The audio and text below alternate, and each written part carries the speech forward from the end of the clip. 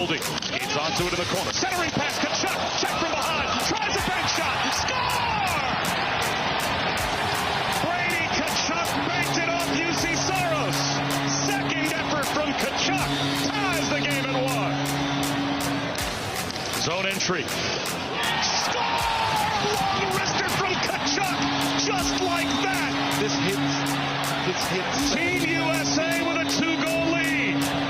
A deflection, you would think, on the long wrister from Matthew Tkachuk. Fooled UC Saros. It got on him quickly. Let's get nasty on a Friday. It's the Fast Lane on 101 ESPN with Andrew Marsh. I'm Anthony Stalter. Your time check is brought to you by Clarkson Jewelers, an officially licensed Rolex jeweler. 203 here in St. Louis. We appreciate you being a part of the show today. Air Comfort Service text line, always open to you, 314-399-9646. If you want to leave us a Scott Lee Heating Company mic drop via the Dobbs Tire and Auto Center's 101 ESPN app. That 101 ESPN app is completely free to use. Some of you might be listening to us right now on that app. If you want to chime in throughout the course of the show, whether we're talking about the Blues or the Cardinals or a little football or, yes, what we saw last night at Bell Center in Montreal, the mic drop feature always available. Marsh, and it's just Marsh and I today, so be gentle. It feels weird. It feels empty. Feels a little empty. Not in our hearts. Not in our souls. Just in this studio. Jamie is still on vacation. He's in Mexico enjoying some time off from the hectic Blues and fast lane schedule. And Carey Davis is on his way to the NBA All-Star game with his son. So it's just Marsh and I with you today. We appreciate you joining us. But Marsh, a couple of days ago, you had posed the question, will you be rooting for Jordan Binnington or will you be rooting for Team USA? Or essentially, will you be conflicted? Yeah. Nothing against our guy Jordan Binnington, because I would love nothing more than for Jordan Binnington to stand on his head the rest of this Four Nations tournament and shove it to Canada. And I'm not going to make this political at all, but when you start to hear the boo birds for the U.S. national anthem, oh boy, I wanted domination last night. And I want domination throughout this tournament now. Well, you got it last night. That was a thorough ass whooping. That was. Now, it didn't start that way because Saros had a couple of big-time saves in that first period. Yeah, he did. He kept Finland in it. Let's be real, because there was an onslaught of shots, quality shots that Team USA took, and Saros kept them in it in the first two periods, really. The first period, I thought he was really good. But when Sullivan made the change and put the Tkachuk Bros together, everything opened up for Team USA. Everything changed. It was beautiful to watch that, and you saw it last night, 6-1 win for Team USA. But I am I had said, I'm like, I'm obviously rooting for Team USA. I hope they win, but I hope they win like 1-0 over Canada because of Binnington. I no longer feel that way. I want Team USA to take Canada behind the woodshed fast lane style tomorrow night when these two teams play in front of Canada's home crowd. I am so jacked up to watch this game tomorrow based on what we saw last night. Man, it's going to be tough, right? Like, it's going to be tough for Team Canada, especially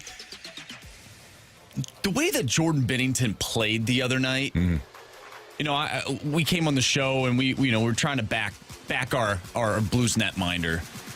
But some of the, like one of the goals he gave up, and we mentioned it, the Adrian Kempe goal, like, you can't give that up. And the way the United States played last night, if they play the way they did last night, I'd say two periods. Like, the first period was good. Yep. The third period was incredible. The third period was incredible. Like, he's going to have to stand on his head. And we've seen it happen before.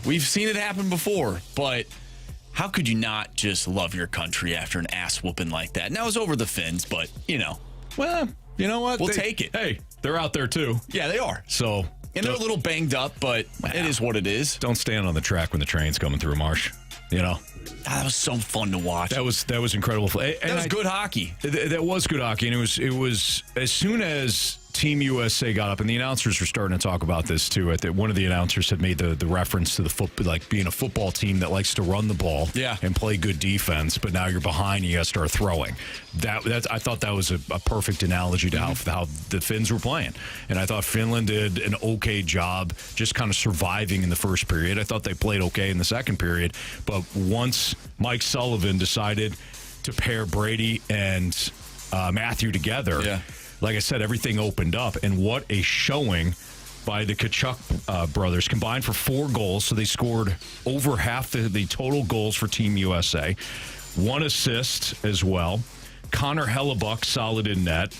He allowed the first goal of the game, then allowed that was it. Just 1 goal on the 21 shots. And USA outshot Finland 34-21.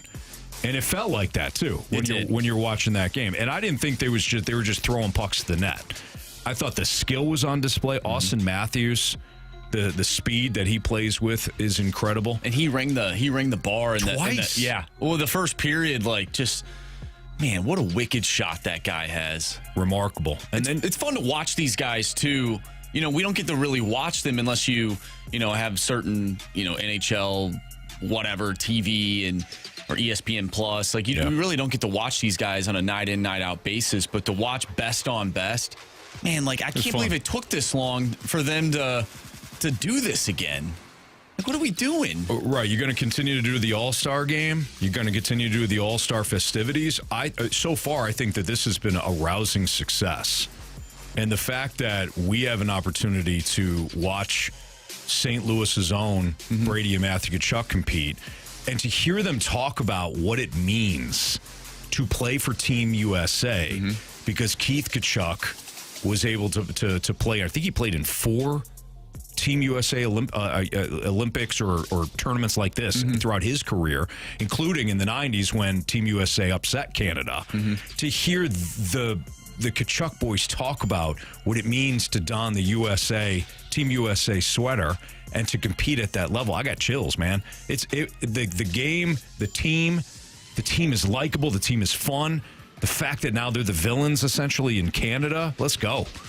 And one of the cool things that I saw last night, they had a young boy in the locker room doing the lineups, right? That you bring people in and they call out the lineup. And after he was done, and he was part of the Make-A-Wish Foundation, and after he's done giving out the lineup, first 2 guys to stand up and go give him a pat on the back, Matthew and Brady Tkachuk. Is there a more perfect family to model after than the Tkachuks? The way that they support each other, the fun that they have. Brady, of course, was there when Matthew was taken 6 overall by Calgary, and then Matthew 2 years later is right there front row when Brady is selected 4th overall by the Senators. Keith is there. Big Walt is there, of course. They talk about their mother, Chantel, being the toughest one in the family. I know their sister is an incredible athlete as well. But the way that they all support each other, we have seen even the grandparents become involved in that. What a model family to represent not only the hockey world, but right here in St. Louis. Right. I mean, we in St. Louis love our own. How do you not love the way that the Tkachuks treat each other and the way they represent the game? It's just an awesome hockey family. And those 2 dudes just represent America, right? You know what I'm saying? You're yeah, that guy's American. Yep. Let's go. And they call him pest. Matthew's a pest. I love it. Well, they play. The way they play is just it's just something to behold, right? You just love watching guys who go out there and just bully the other team, and then all of a sudden they put 2 in the back of the net as well. Right. That's something that we're missing here in St. Louis. Yeah. That's something that we're missing here right now. Gotta be nice to have one of those. It's guys. that attitude. It's the way they play. But was it Brody who deflected the Matthew Tkachuk shot on the 1, or did Matthew get that in? Was that remember when he spun around, when Matthew spun around? No, he scored that. He scored on that. Yeah, you're thinking of the... Who am I thinking of? Matthew Boldy ended up with a great deflection on the shot from the point. I forgot who shot it, but the overall skill was right. But Matthew with the spin... Yeah, no, he scored and then that. he fires. That's right. So nobody was in front of him there. the overall skill that was on display last night was fun to watch. So I can't wait. I can't wait for tomorrow night. Yeah, we're having a lot of people texting in, specifically here from the 314. I hope Canada switches goalies and then has to bring Binner in after USA puts 6 up in the first period and a half. That would be nice. That'd be cool. Nailed it. I thought they were going to take out Saros last night, but then I was thinking, what are you going to do?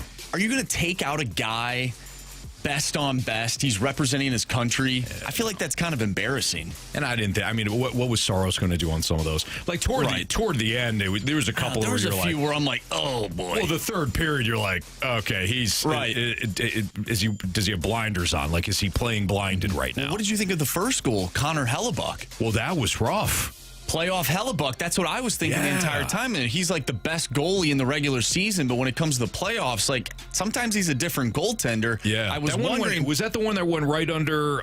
Did that go right under him, under the under his arm, or am I thinking of a Saros? One of the Saros goals. I can't remember if it was above his shoulder, but I think it was deflected.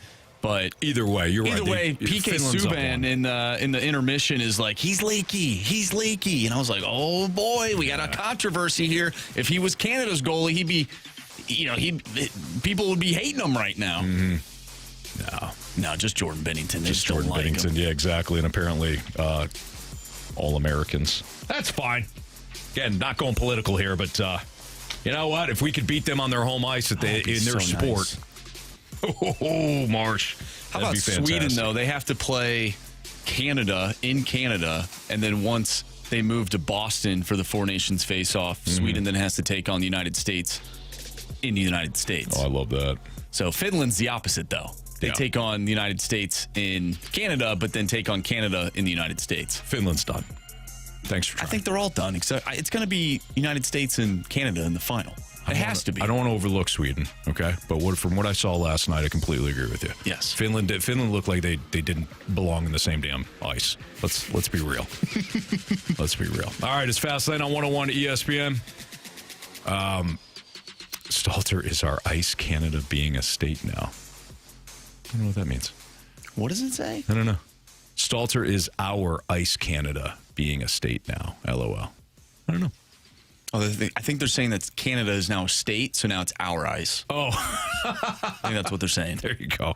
Fair enough. All right, it's Fastlane on 101 ESPN. Appreciate everybody tuned in today. So, yeah, no Jamie and no Carey Davis today. Jamie will be back on Monday. Carey will be back on Tuesday. So, at some point next week, we will have a full show. We did get a text from Mahomes, Long Body. How about Freebird as the goal song? Love it. We were singing that before the show started, and it's still stuck in our heads. Yep, we were singing it big time. We were singing it right before the mics came on. We were. It's a perfect goal song. We heard it 6 times last night. Yes, we did. Let's hope we hear it 16 times tomorrow night. All right, it's Fastlane on 101 ESPN. And we do have the United States-Canada game for you, pregame, right here on 101 ESPN, starting at 6 o'clock. The puck will drop at 7. So if you're out driving around tomorrow night, don't have a chance to actually watch the game, but you do want to check it out, while you're driving around. Again, we've got the game for you, pregame at 6, puck drops at 7, United States versus Canada. As we switch gears to the Cardinals, I was thinking about, the decision to hold on to Ryan Helsley. And then for reasons beyond his immediate control, because Arenado decided to nix the deal with the Houston Astros, having just those two guys heading into the season puts Mo in an unfamiliar territory once we eventually get to the trade deadline. I'll explain why next on 101 ESPN.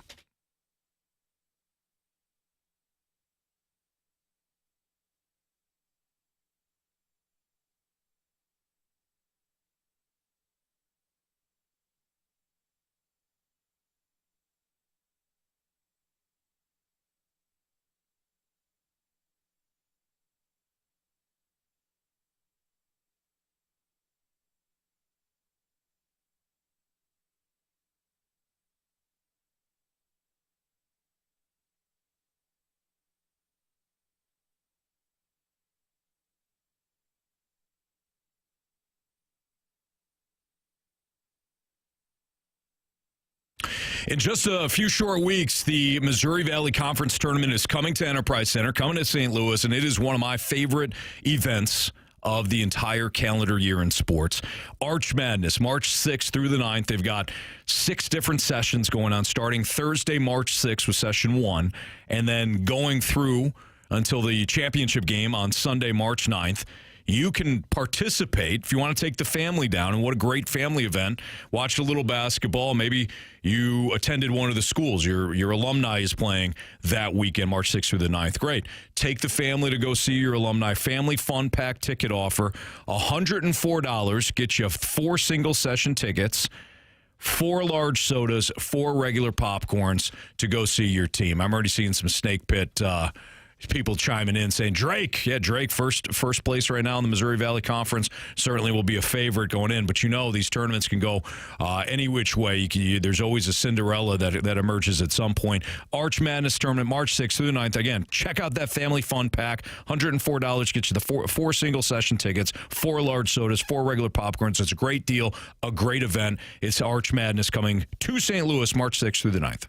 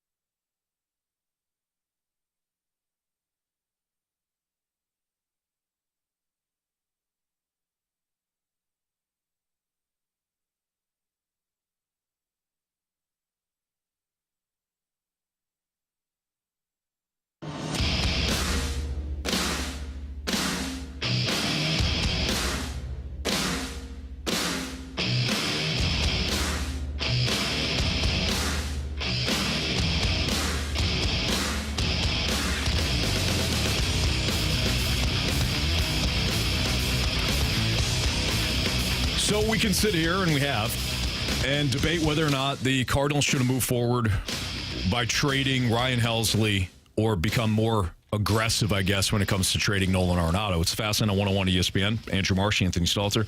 But it's really moot. Both players are going to be in the in spring training for the Cardinals, and they're going to be Cardinals come opening day. I mean, once Alex Bregman signed with the Red Sox, it's a foregone conclusion. Nolan Arenado is going to be here. That's fine. But, Marsh, I was thinking about this. By not being more aggressive, perhaps, in trading Arenado, and what I mean by that is Could he have accepted more money? Could the Cardinals have accepted more money, 8 more money, and moved Arenado? Because Bregman didn't sign until 2 days ago. Mm-hmm. If the Red Sox were interested, but interested at their price, maybe Mo and the Cardinals, it's not Mo, I mean, he's got to get it signed off. DeWitt says, all right, we'll eat the majority of the contract. If he were more aggressive, it's over. It's done. Mm-hmm. Arenado's a Red Sox that can move forward. Ryan Helsley, you decided to hang on to him. Why? I'm assuming because you want to compete for one more year, I guess. I don't know.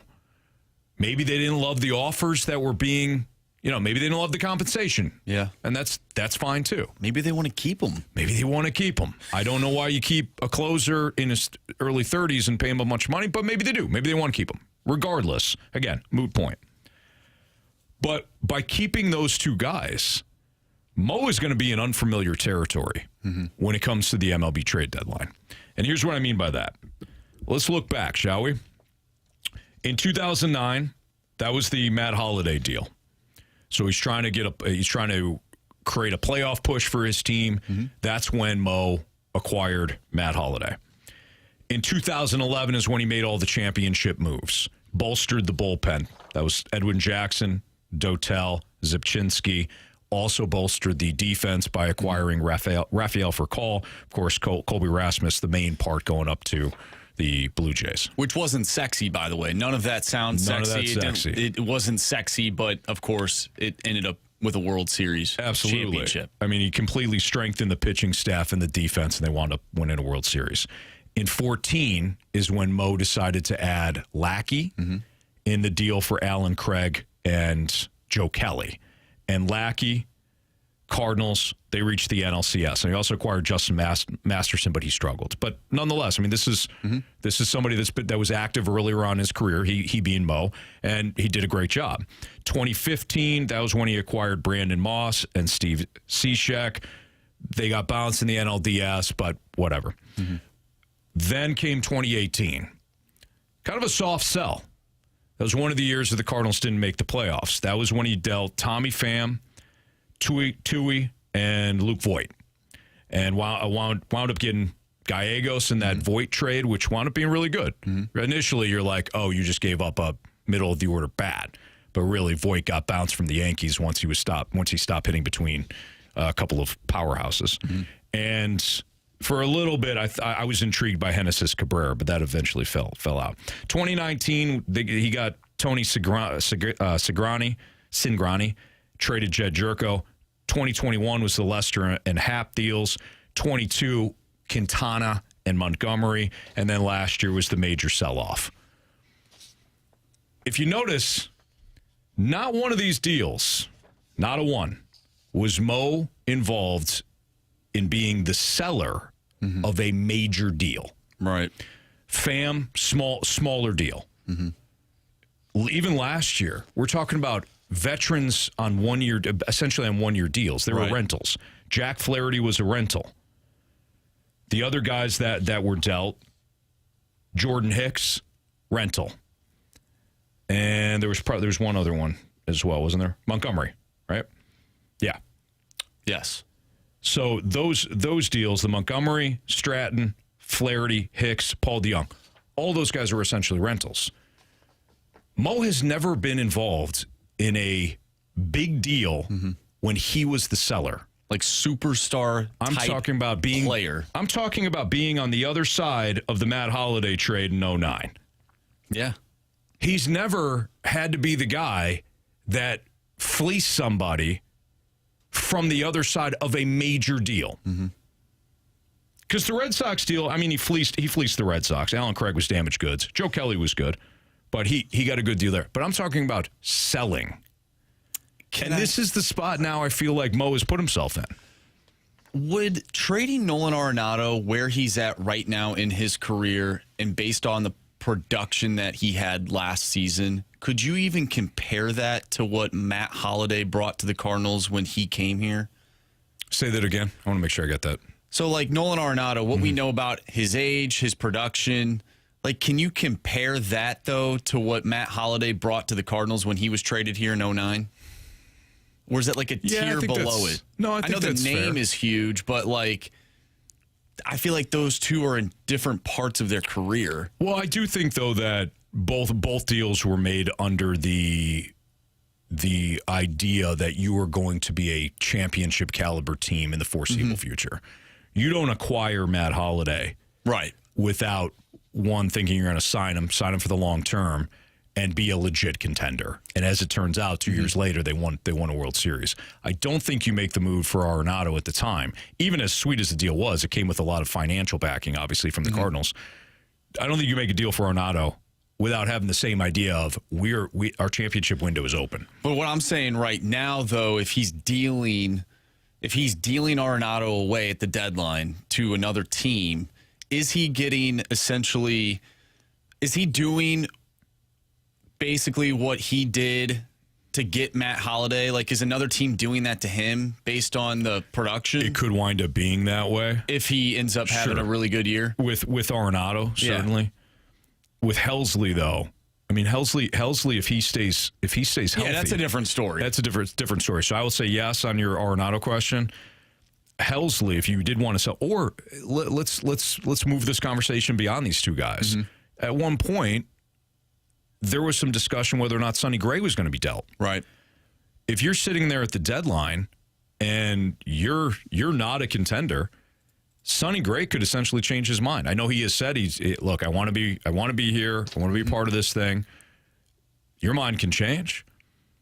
If you're a major seller, do you want Mo in place in his final year?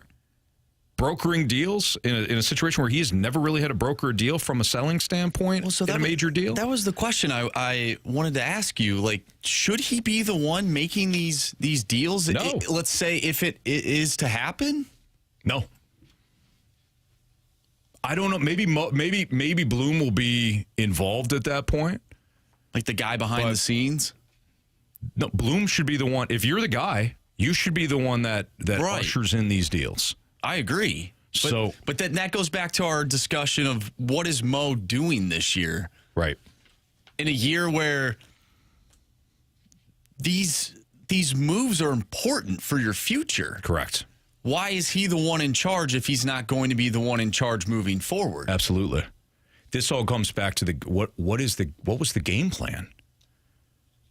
His final year, but you have major decisions.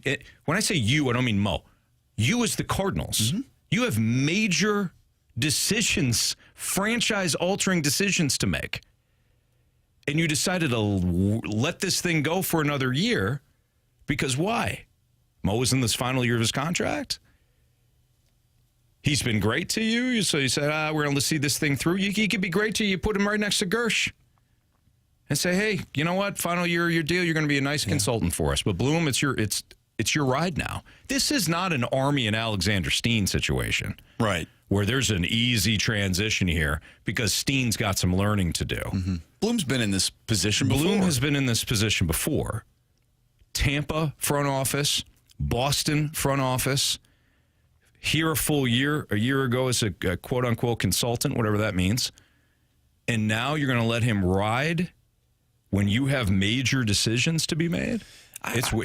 This whole thing is odd to me. I wonder if Bloom is actually doing everything, but Mo is the guy, because it's his last year, you don't want to fire him. He's had so much tenure here in St. Louis that he's the guy who's doing the interviews and sort of the face of the front office. Yeah. But Bloom is behind the scenes doing everything. That could be. And we just don't know. Right. And if that's the case, no problem.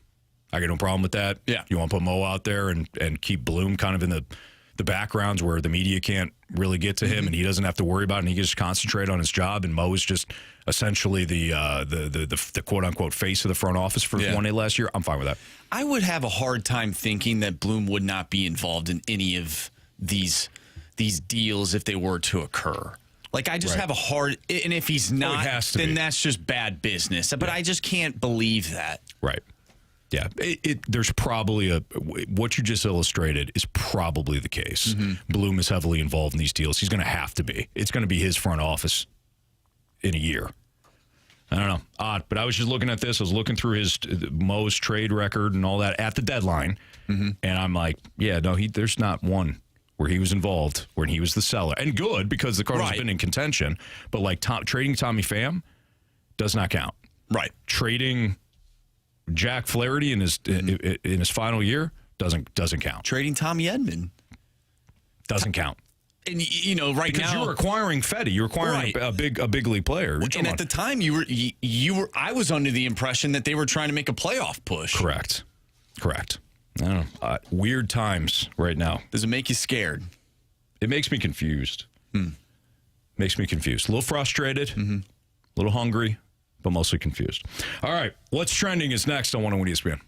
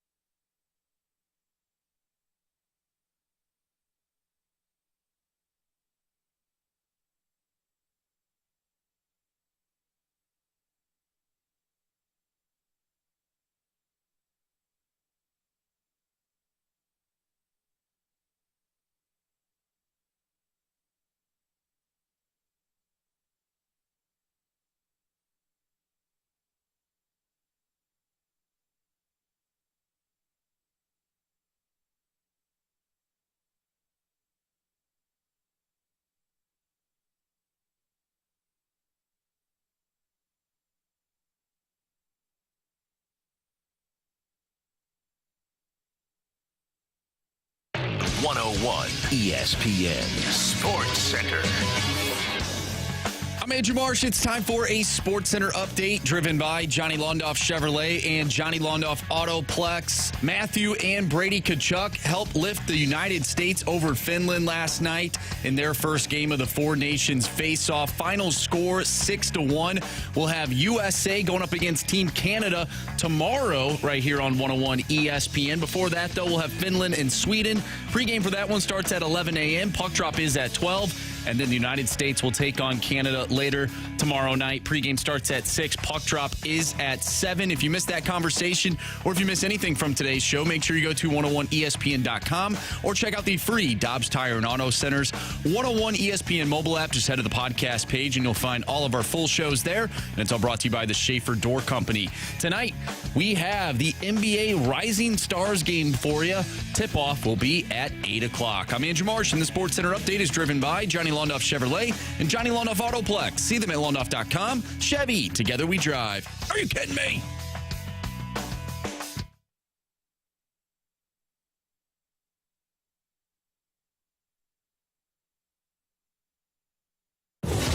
What are the hot topics in the sports world? What in the wide world of sports is going on here? It's time to find out with What's Trending? Brought to you by Elite Comfort Experts. Heating and cooling with no gimmicks, just guarantees. EliteComfortExperts.com.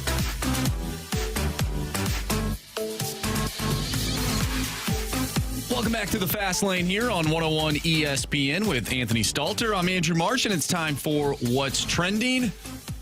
Anthony, it feels weird not saying the other two's names. You miss them? I do. Yeah. I do. But you know, we got to push through today. We do. We have to push through.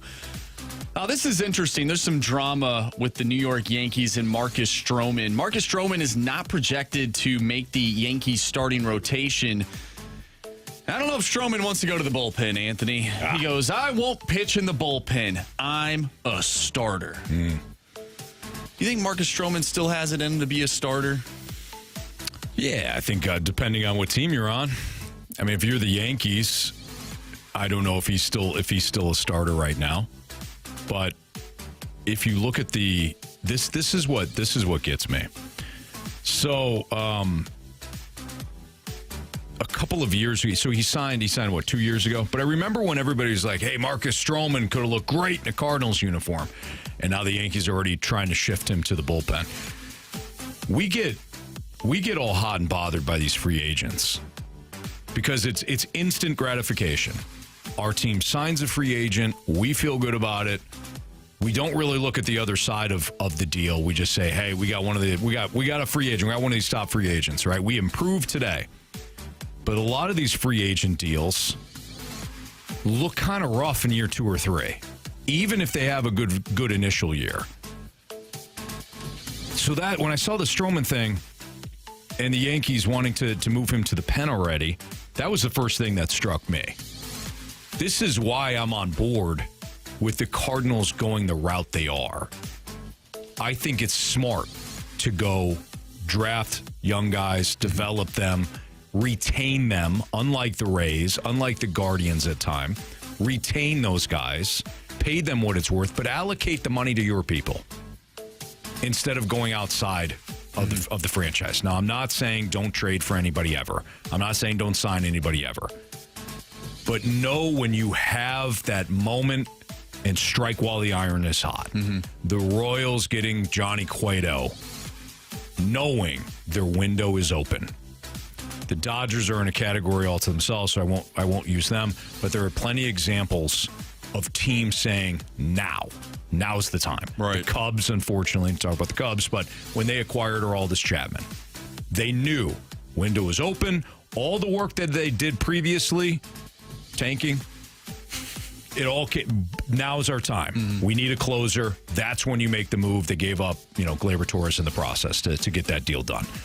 I'm fine with it. But if you don't have the foundation and you just continue to add the Marcus Stromans, eventually those contracts don't look good, and you're just blocking capable young players. I feel like that's been my issue with the Cardinals, like not counting these past few years, but prior to that, they always seemed like, hey, we're right here to win this thing. But it just felt like they were a few pieces away. Right. And then when they went and got a different piece, then another part of their roster, there was a hole. Right. It just never felt complete. And then you have this average team. And then you have an average team. And that you're overpaying for. Exactly. And like you bring in Nolan Arenado, you bring in Paul Goldschmidt. Who's your pitchers? Yeah. Do you have like a bona fide starting pitcher, like an ace pitcher? They thought they did, and he kept getting hurt. How do you not know that? They missed their window several times, to your point. Yeah. Yeah. Splashback Deuce in the snake pit goes, why is Anthony saying don't sign anyone ever? All caps. I see you, Gator. That's funny. Stroman, by the way, $18.3 million option for 2026 that vests with 140 innings pitched. The Yankees are currently considering a six-man rotation. There's no way. There's no way. When you have Garrett Cole in your starting rotation, you're not considering a six-man rotation. Right. So they're playing hardball, I'm sure, with Stroman, but good luck with that. Anthony, I think Eagles GM Howie Roseman has joined the Anthony Stalter Club. Took a shot, huh? The Super Bowl parade for the Philadelphia Eagles included Howie Roseman getting hit in the head with a beer can. Ouch. He's got a massive gash on his head. Some people, if they did not know who this man was or what he was doing, would think that he was swimming at his parents' pool down in Florida. I look pretty rough. I look like Howie Roseman. In defense of him, though, he didn't smash his face into the pool. That's true. When he was ham sauce playing with the kids. I was ham sauce, not the kids. But yeah, that's kind of an Eagle story, isn't it? So Howie Roseman's trying to enjoy the parade. An Eagles fan throws him a beer. He's not looking, and the beer smashes his face in. That's a rough day. Do you laugh that one off? Like, this is one of the biggest days of your life, I'm assuming. Like, if you're Howie Roseman, his team that he put together just won the Super Bowl, and you get to celebrate that now. Right. With the parade. And now you're all bloodied. And it just, does it seem like a day ruiner, or is that like, oh, this is a funny story, I can't wait to tell people? Oh, you could be a legend. I mean, if you go up to the mic, the podium there, I don't know when it occurred during the parade. I'm assuming before they got on the mics and all that. But remember Jason Kelce when the Eagles won the Super Bowl with Nick Foles, and he showed up and he had the outfit on and stuff legend. like that. Yeah.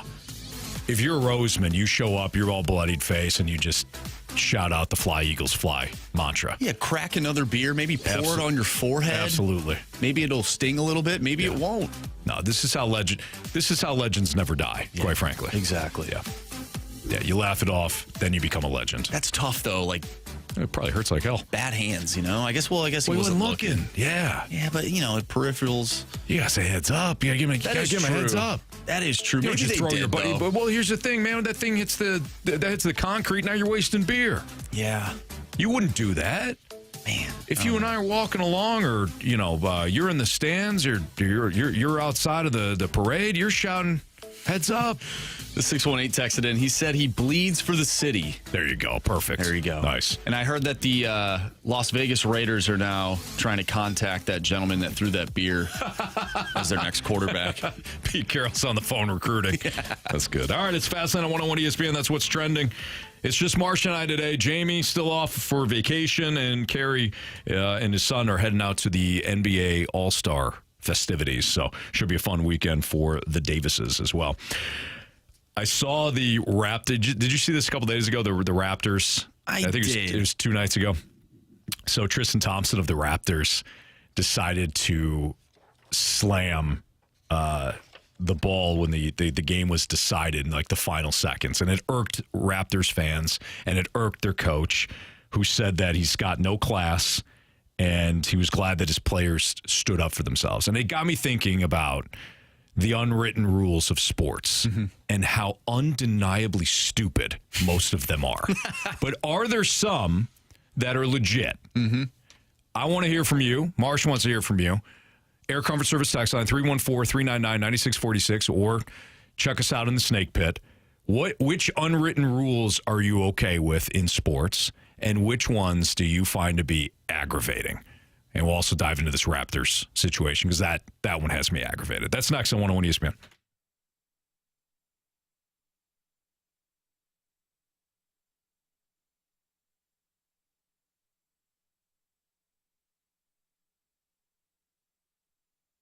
Hey, Missouri sports fans, got some great news for you. Underdog Fantasy is available to play in our state. So if you want to win up to 1,000 times your money, download the Underdog app. Sign up with my promo code Anthony. I've got a special offer for you at the end of the read here, but play Underdog Fantasy. And right now, they've got certainly different sports going on, including college basketball. I was on the website earlier. You know, you got a big game tonight for SLU. And they've got different stats included for SLU players. So Jimerson, they've got stats for him. You could choose higher or lower on his point total, or 2.5 3-pointers made. And you can combine that with some of the other SLU players if you want. Or you can play the Four Nations tournament tomorrow at Underdog Fantasy by choosing higher or lower on certain stats there. Maybe you want to involve a Tkachuk brother when it comes to doing your picks. However you want to play, it's up to you. But Underdog Fantasy is the perfect spot to play champions. You can download the app, sign up using my promo code Anthony, and then you'll unlock that special offer I was just talking about. It's up to $1,000 in bonus cash when you make your first deposit. You can join in on the fun, sign up with that promo code Anthony, claim your special offer today, and get up to $1,000 in bonus cash instantly upon your first deposit, and then you can score big with Underdog Fantasy. Must be 18 plus or 19 plus in Alabama and Nebraska, 19 plus in Colorado for some games, 21 plus in Arizona and Massachusetts, and present in a state where Underdog Fantasy operates. Terms apply. Void in Colorado. Concerned with your play? Call 1-800-GAMBLER or visit www.ncbgambling.org. In Arizona, call 1-800-NEXT-STEP or text NEXT-STEP to 53342. In New York, call the 24/7 HOPE line at 1-877-8-HOPE-NY or text HOPE-NY.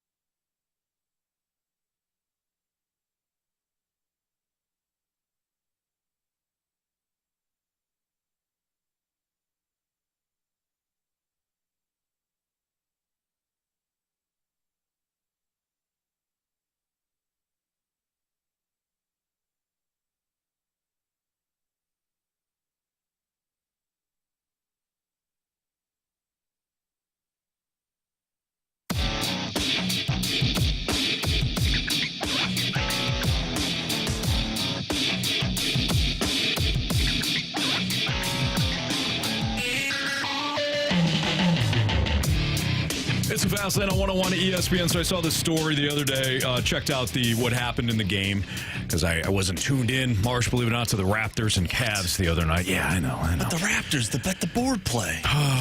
Jamie's been on fire. He certainly has. He won again last night. Had the over in the Utah game. Boy, man, he's on Him in the NBA.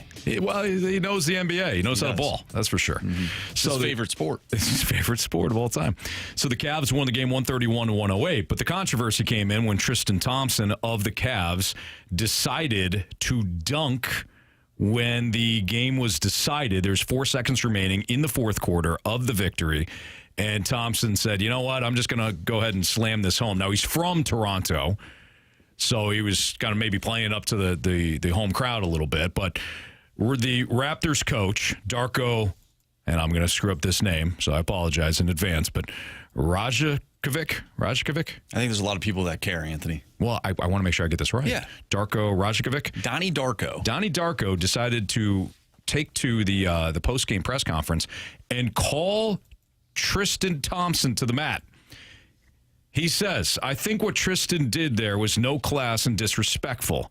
I'm not going to stand for that, for sure. I love when my team stands up for themselves. That was no class. Now, what he was referring to was Raptors players Scotty Barnes and Jamal Shedd confronting Thompson after the final buzzer to express their displeasure at the two-handed slam.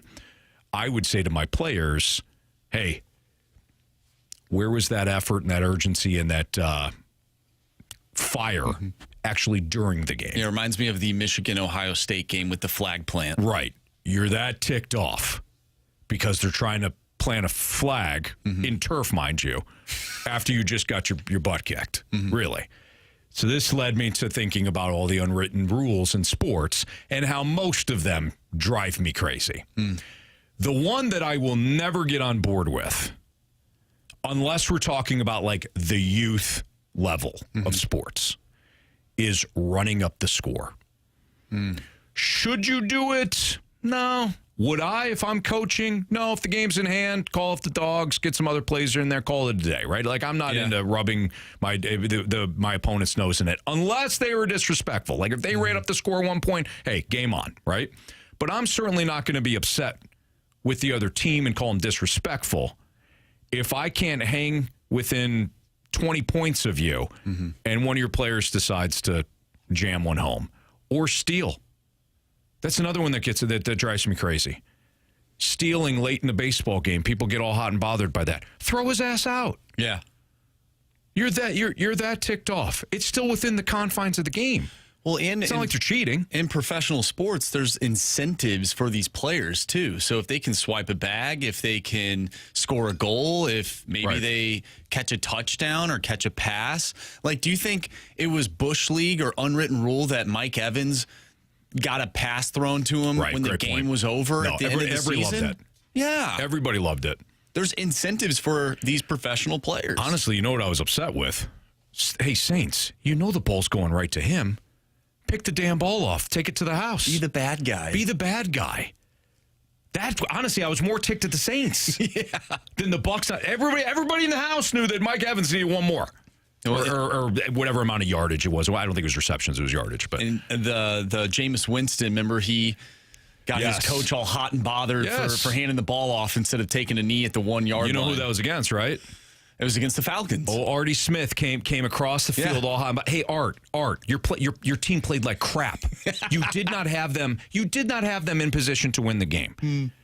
So don't be upset with Jameis Winston trying to get one past the goal line. So I'll never be upset with like the running up the score thing.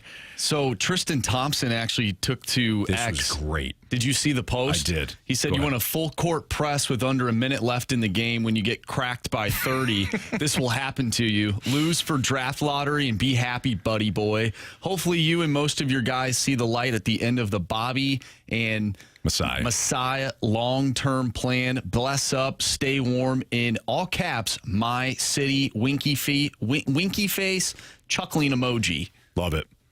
I love it. He's right.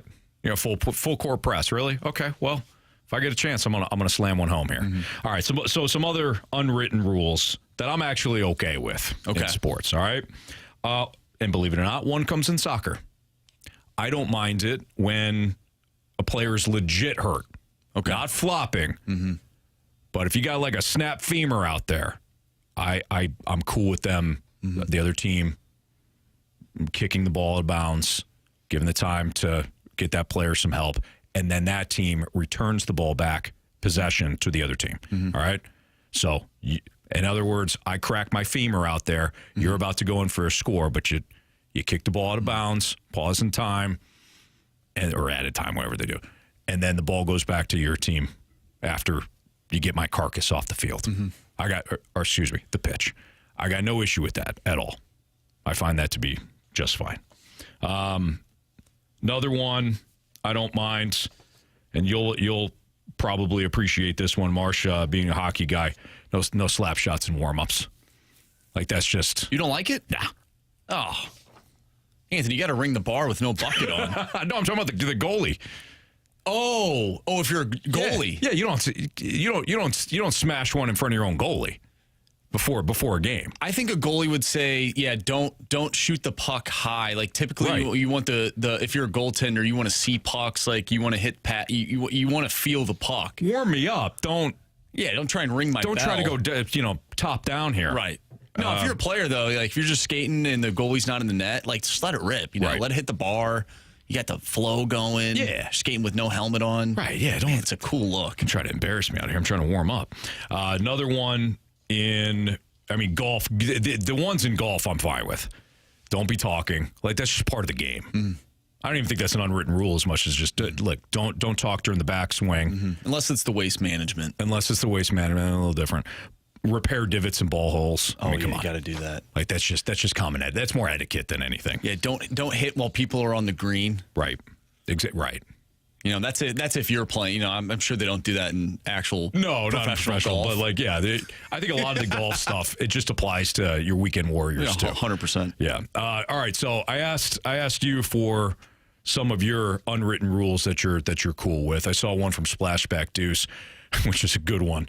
When the catcher catches one in between the Liberty Bells there, the umpire usually walks out. He'll take his time dusting off the plate. Like, that's just nice. There's one that I don't mind, but it depends on the score. And we have a lot of people texting in about bunting during a no-hitter and or perfect game. I'm good with that. Depending on the score, though. Like, if it is a 2 to 3 run game late in the game, I'd say after the 7th inning, I don't mind it. If you're getting blown out and you're bunting, I like that, for a base hit, and you're getting no hit, I think that's dumb. Like, let's get a base hit. If the game is still in range, 100%, I'm okay with the bunt. My thing is, if the closer does not have to come in essentially to get the save, you should not be bunting. Right. If it's 7-1 and you decide to lay one down. Well, if it's 7-1, you probably don't have a no-hitter. Right? Well, I guess you could walk a few times, steal a base, sack fly. You could. That's manufacturing a run. I love it. It's possible. It's possible. Yeah, if you're up 7 Cobb, it's the 8th inning. Yeah. Come on. You can't put one down. You got to take a real hack. What about pimping a home run? I'm good with it. I'm good with it because what if you're losing? Well, you just look like a fool there. Like, you just look stupid. But I don't consider that an unwritten rule. However, if you're going to pimp one and your teammate gets ear-holed or at least buzz the tower, that's on you. So I'm okay in that regard. Here's a great one, and we saw this happen, I believe. I can't remember who was pitching, but I think this happened in a Cardinals game in the last few years from the 314. Don't be an a-hole and run across the pitcher's mound on the way to the dugout after being thrown out at first. Say that again? Don't be an a-hole and run across the pitcher's mound on the way to the dugout after being thrown out at first. That's another one. That happened a few years ago. Maybe the text line remembers, but... There was Nigel Morgan. Thank you, Ryder. Wow. Ryder's right. Sports guy. Yep, Nigel Morgan. He's right. Tony Plush. Yeah. That's another one that's like, okay, if you're going to do that, then be prepared. Baseball has a lot of those unwritten rules. Baseball definitely, I think, has the most unwritten rules. Yeah. For sure. John, I think we should probably end with this one from the Snake Pit. John's right. never tell CD he's wrong. Oh, that's It's kind of a nice unwritten rule. Yeah, that is a good one. Yep. All right. You got one more? You look like you got one more. We just have a few different ones that people are texting in. DJ Pattycake said A-Rod used to do it a bunch as well. I have a faint memory of that. Yep, of A-Rod doing it. DJ Pattycake's on the Air Comfort Service text line. DJ Pattycake's just unwritten active. law that is dumb. Do not swing at the first pitch of the at-bat if the pitcher has allowed back-to-back home runs. So don't swing at it? Yeah, I don't get that. I'd be swinging at the first pitch. Granted, Maybe that's what a they're problem. talking about is 2 walks or a walk, because announcers will get all hot and bothered by that. So if a pitcher allows 2 walks, back-to-back walks, and then the hitter immediately swings. No, this says back-to-back home runs. You got to be acting at that point. What about a 3-0 count? We saw Tony La Russa get a little upset. If that's I don't know. It depends on the situation. Yeah. I mean, 3-0, tight game, runners on, no. Mm-hmm. But 3-0, 8th inning, 5-2 game, let it eat, man. Yeah. It depends on the situation. All right. I think a lot of these have to do with the situation that's involved. Yeah. Right. All right, it's Fastlane on 101 ESPN. Appreciate the text messages and things like that. I always like getting sports fans' thoughts on something like that. From the 314. Fast lane, not swinging, or no, I'm sorry. Fast lane, no. Swing on 3-0. I'm sending it. Let the big dog eat. All right, the most intriguing storyline for the Cardinals in spring training. The most intriguing storyline, not just for spring training, right? For the entire season. If you want to leave us a Scott Lee Heating Company mic drop on this via the 101 ESPN Dobbs Tire and Auto Center's mobile app, great. What is your most intriguing storyline for the Cardinals this season? We'll let the mic drops come in. We'll tell you ours. That's next on 101 ESPN.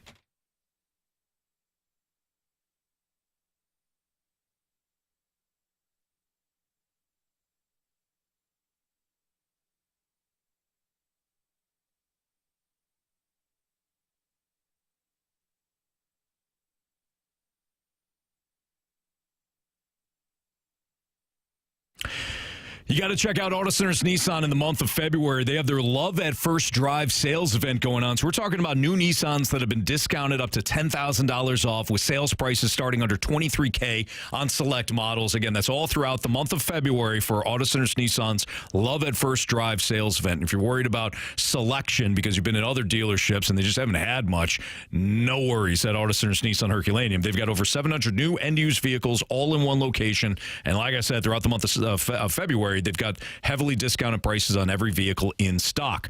If you've worried about credit issues or if you're stuck in a current loan, there's other dealerships that are going to overpromise and then underdeliver. But at Auto Centers, they're confident that anyone who walks through the door can drive away in a brand new Nissan. They've got great deals going on with financing too. Low financing rates with terms of up to 84 months. Plus, they got 0 down and no payments for 3 months on select used vehicles or no payments for 6 months on select new Nissans right now. 2025 Nissan models come with a free lifetime warranty and 3 free oil changes. Plus, get peace of mind with their 30-day return promise. It's all available in Herculaneum at Auto Centers Nissan. Tell them Stalter sent you down there. AutoCentersNissan.com is where you can peruse the selection as well. One more time, Auto Centers Nissan.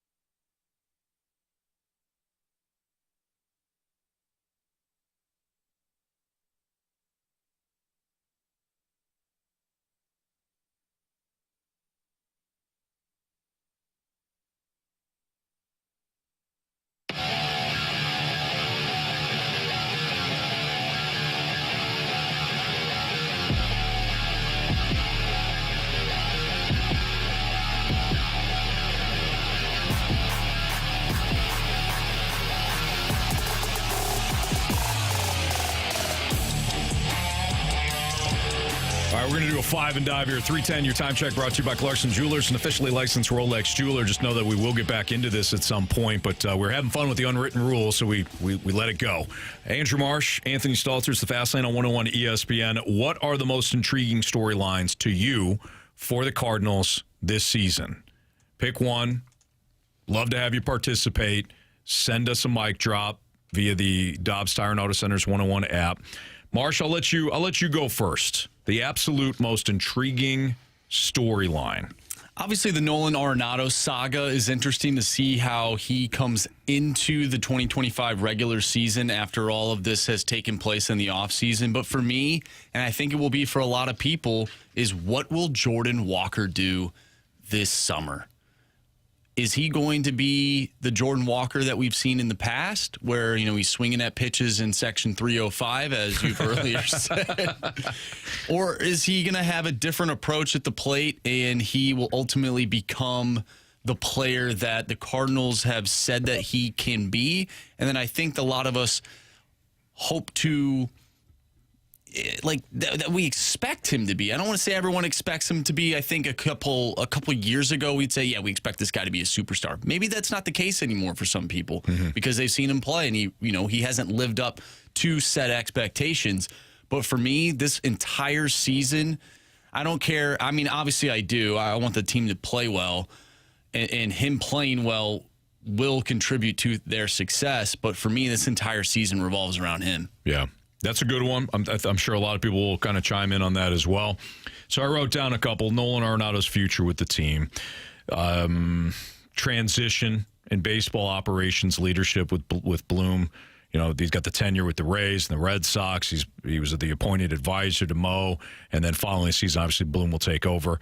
Some of the spring training developments like Michael McGreevy's progress, some prospects to watch, including Tink Hence, how he'll look, even though he's probably still, I don't know, at the earliest, the end of the season, getting his cup of coffee.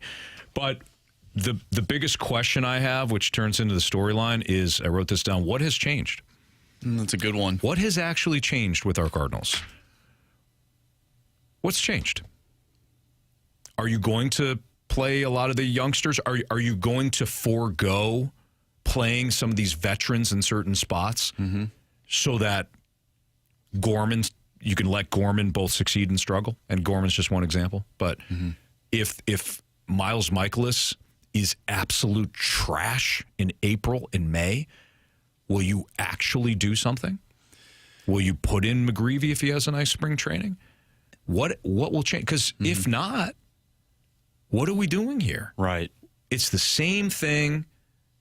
We're on the same merry-go-round that we've always been on or have been on with these Cardinals over the last 5 years. And to your point about pitching, I think another intriguing storyline could be, are the pitchers in the organization back to what they once were? Strong pitching, strong starting pitching. Do we have that here in St. Louis? Yeah. Are they coming back? I think that we should be excited about these young pitchers. Michael McGreevy, you just mentioned him. I thought he looked awesome last season. Yep. Andre Palante, can he build off of what he did last year? What does Tink Hence look like? Or, Quinn Matthews or Gordon Graceffo, will they get a chance? I don't know if all of those questions will be answered this season based on how things look right now. But I'm definitely intrigued to see how the young starters, what they look like in 2025, because that could ultimately decide what your 2026 looks like. So the points you just made and the question I just posed, they coincide perfectly. Because what you just said are questions that in the past, with different names, have not been, they were never answered. Right. The young guys getting a shot, this, that, and the other thing. Will they be a little bit more aggressive in the timeline of some of these young players? The answer is often no. So what has changed? And I'm good. I'm actually good with the Cardinals taking more risk that blow up in their face, as long as there's a risk there with some of these young guys. We get a text from the 636. I feel like this text is a little snarky, but I do think it is an interesting point. The 636 says the most intriguing storyline to me is going to be if we suck or not. Like, I think we just assume that this team is not going. I don't think that's snarky. I think that's a legit question. Right. I don't know if this team is actually going to suck. Like, they won 83 games last year. Yeah. No Lynn, no Gibson, right. no Goldschmidt, who had a down year last year. Right. I don't know. Like, there's a fraction in me that tells me maybe this team could be the next Detroit Tigers. Maybe. It's funny that you brought them up because when I was taking notes on the Mo conversation that we had earlier, one of the questions I had was, can you accomplish both? Like, let's just say the Cardinals are, I don't know, they're in first place.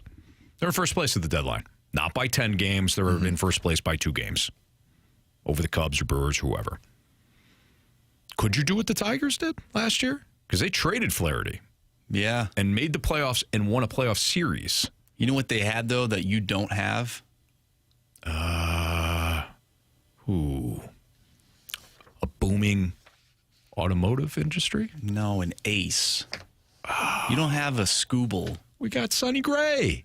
He's our ace. He ain't Scooble. No, he's not Scooble. No, you're right.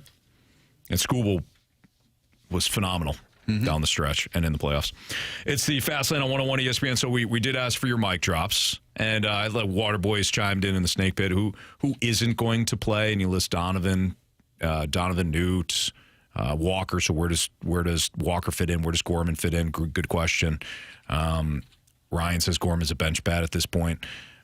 That's disappointing, too, if that's the case. If that is the case. But, yeah, I'm sorry, Splashback Deuce. I know that you had some comments as well. But we'll read these off. We'll eventually circle back to this. What is the storyline that you're most intrigued by for the Cardinals this upcoming season? So we'll let your mic drops kind of filter in. We'll transition. We'll talk a little football next.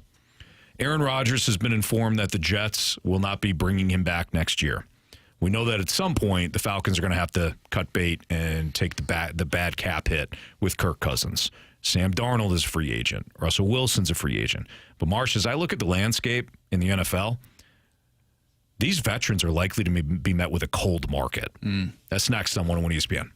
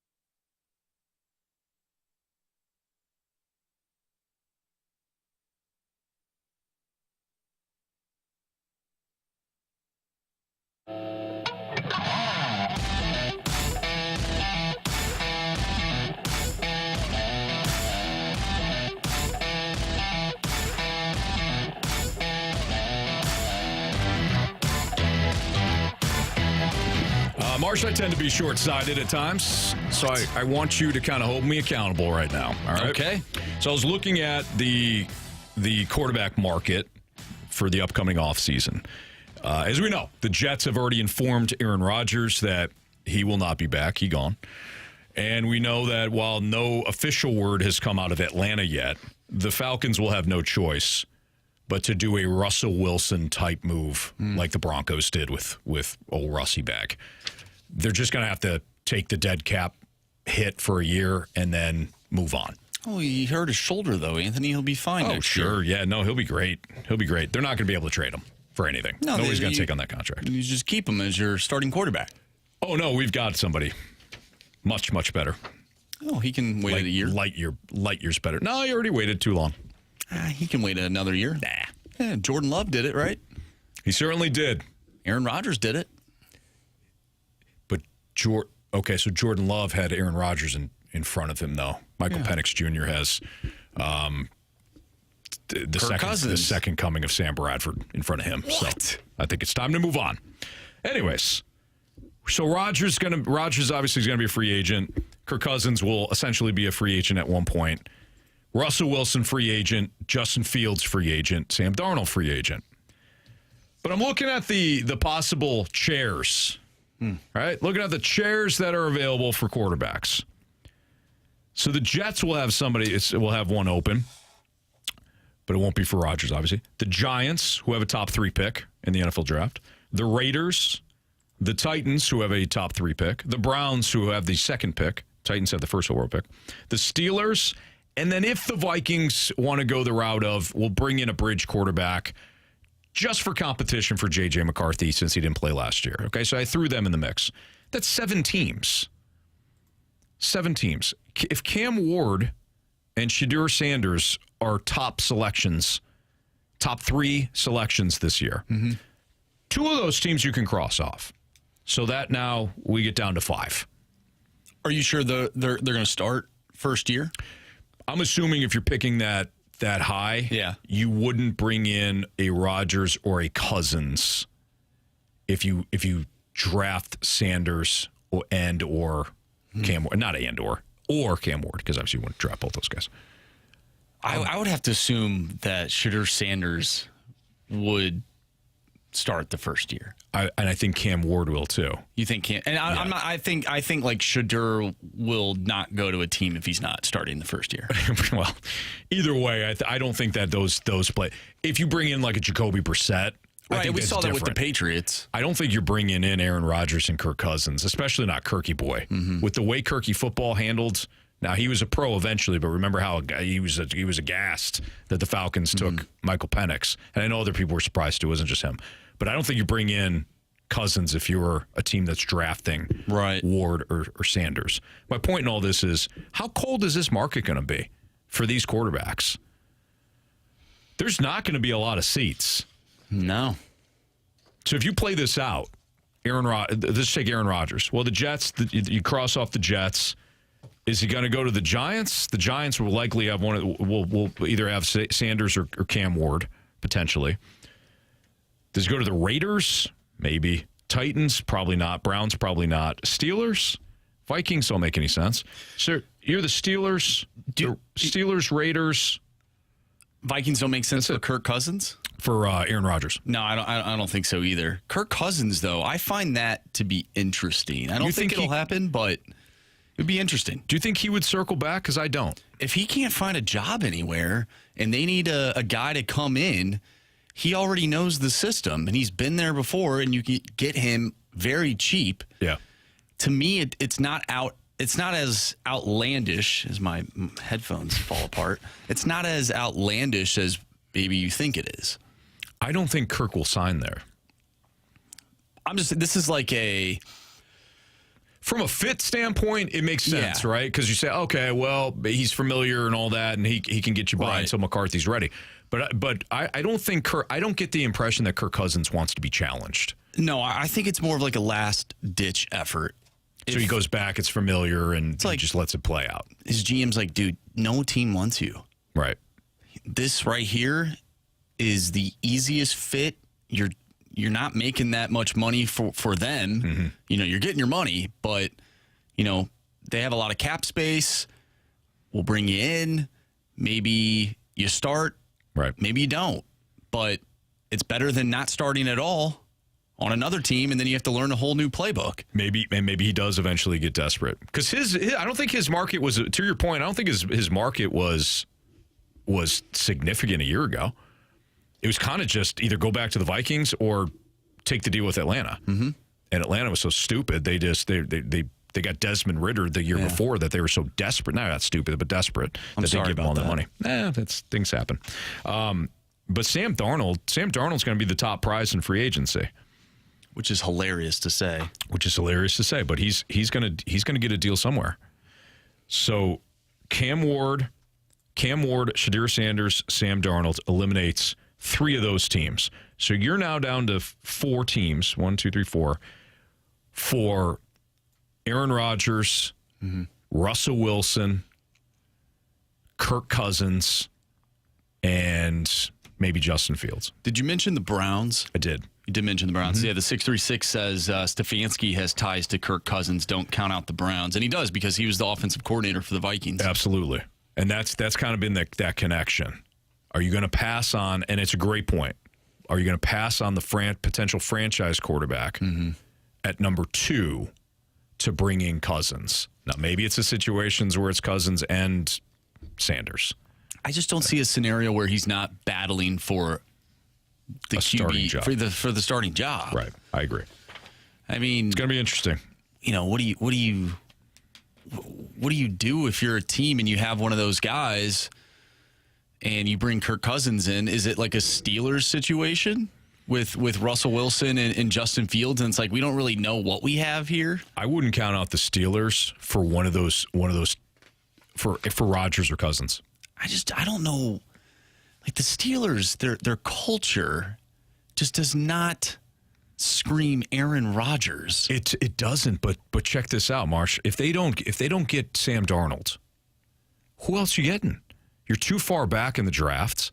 They've gone the Kenny Pickett route. They know that doesn't work. Right. Who are you going to get? You're going to start a second or third or fourth round draft pick in a weak quarterback class? Mm-hmm. You're not bringing back Fields. You're not bringing back Russell Wilson. You saw what that looked like a year ago. Well, what happens to then? Exactly. This is kind of a fascinating quarterback market. Again, there's not like an abundance of teams that are like, oh, you can kind of choose, you can kind of pick and choose. Mm-hmm. Very interesting. All right, we're going to play Are You Sold next. 314-399-9646 is the Air Commerce Service text line.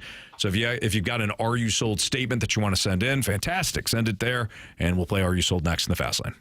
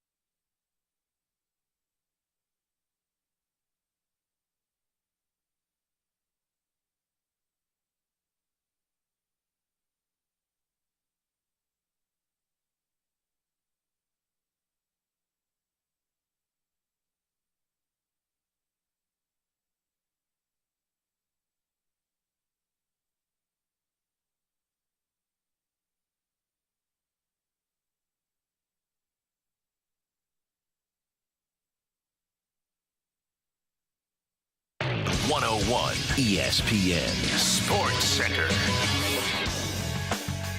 I'm Andrew Marsh. It's time for a Sports Center update brought to you by Saliga Heating and Cooling. Matthew and Brady Tkachuk lead the way for Team USA last night. A 6-1 victory over Finland in the Four Nations face-off. They'll take on Team Canada tomorrow night. You can listen to that game right here on 101 ESPN. Before that, though, we have the other game between Finland and Sweden.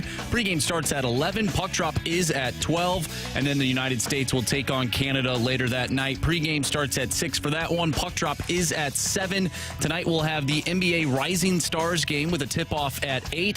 But before that, we'll have our spring training instant replay from 6 to 8. That will be after our show. So make sure you tune into that if you missed any of the interviews TMA had with a lot of the Cardinals down in spring training. Make sure you tune in to the spring training instant replay from 6 to 8. We have Are You Sold coming up next, so if you have an Are You Sold statement, text in to the Air Comfort Service text line 314-399-9646. Are You Sold is next. I'm Andrew Marsh, and the Sports Center update is brought to you by Saliga Heating and Cooling, an independent American Standard heating and air conditioning dealer.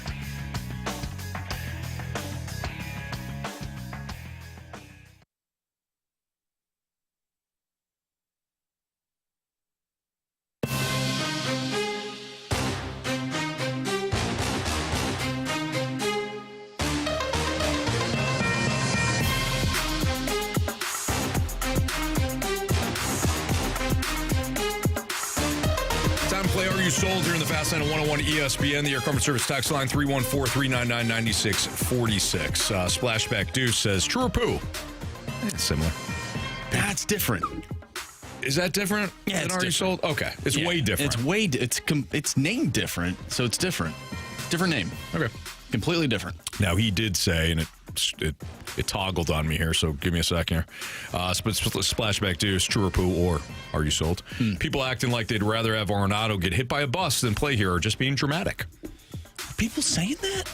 I think so. I think it's a Canada Binnington thing. I don't have any issues with Arenado. Now, if he bats under the Mendoza line this season, I might take issue to that. I don't think he will. I don't think so either. Will he have 7 home runs? Maybe. I hope he has more than 7 home runs. You would think, but the power numbers have been trading. They have been trending down. I think people, if you want to be upset that he lacks production, that's fine. But the fact that he isn't traded, I don't we know why the Cardinals wanted to trade him. Right. To free up money. Right. So, yeah, people are being dramatic. Yeah. True. Splashback Deuce also says, true or poo, you read SCN as SCA. You know, why do you gotta do that, Splashback Deuce? SCA. SZA. Yes. I don't know why you gotta hurt me like that. All right, go ahead, Marsh. From the 636, are you sold that Lars Nootbaar should start in center field in order to get everyone the at-bats they need? Defense does not matter this year. I'm glad you put that at the end. No, I'm not sold on that because of the defensive problems. I mean, Lars in center is fine, but he's not what you get out of Siani or Scott from a defensive standpoint. So what you're essentially doing, if you do, and I understand why that conversation's being had. If you move Newt to center fields, you free up the spot to play Donovan in left and then Gorman at second base. So it's Donovan, Newt, and Walker are your outfields. You get the best offensive lineup you could have, right? Defense has to matter at some point. Mm-hmm. You're going to have a catcher playing first base. Well, maybe not. Well, no, he's going to have to. Yeah, he's playing first base. So Burleson, where's Burleson? He might be the odd man out. Who knows? Gorman would be at second. Burleson would be. Well, Burleson could play first, and then Contreras is your DH. No, I think they want Contreras to play first, and Burley would be your DH. Why am I the only one concerned about this? I don't know. I think when you think of catchers, you think they can pick balls in the dirt. I know it has happened before. Carlos Santana made the transition. Yeah, Joe Mauer made the transition. Joe Mauer and Posey and all that. But Yachty played first base one time. I think we're going to really feel the effects of not having an outstanding first baseman, a defensive first baseman. My whole thing with this Nolan Gorman and Nolan Arenado, we're moving on from Nolan Arenado. We want Gorman to play third base because we want to see him hit more. Can Gorman even play third base at an elite level? Nobody knows. Like that there's The also Cardinals are punting defense this year. like defense you does not that, matter. right? Like I want to see how these guys play defense too. Like Exactly. that's also part of the game. Thank you. You got 2 catchers who couldn't throw anybody out last year. And save your tax. I know it's part of on the pitcher and all that. I get that. But you got you got one catcher who's really a hitter. And then Pages, who is fine. Are you shocked that they didn't move Ivan Herrera off of the catcher's position to somewhere else? Because of how good his bat could be and how much he's lacking in a throwing arm? Yeah. I said he's a DH. Yeah. One of the issues is you have too many DHs. And yet still you don't have enough offense. Like what? This is I don't know. Very frustrating. I am very frustrated. Yeah, Jason says, am I the only one who is not convinced that Burley is a good first baseman? I think that's a good question too. Can they play defense? No. Is everybody comfortable with this Cardinals team having to win games like 8-7? Well, that's I'm not. I think the guys who can hit have suspect defense, and the guys who are really good at defense can't hit that well.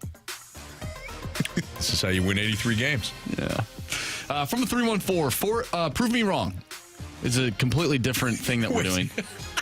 So we're playing Are You Sold, but so far Splashback Deuce has sent in 2 true or poos, and now the 314 is saying, prove me wrong. No, I said that. Oh. I said that. Yeah, that's on me. My bad. Are You Sold from the 314, Four Nations tourney proves, this is where I got to prove me wrong. Got it. The Four Nations tourney proves that you got to have a superstar to win, saying, I'm sold on it, guys.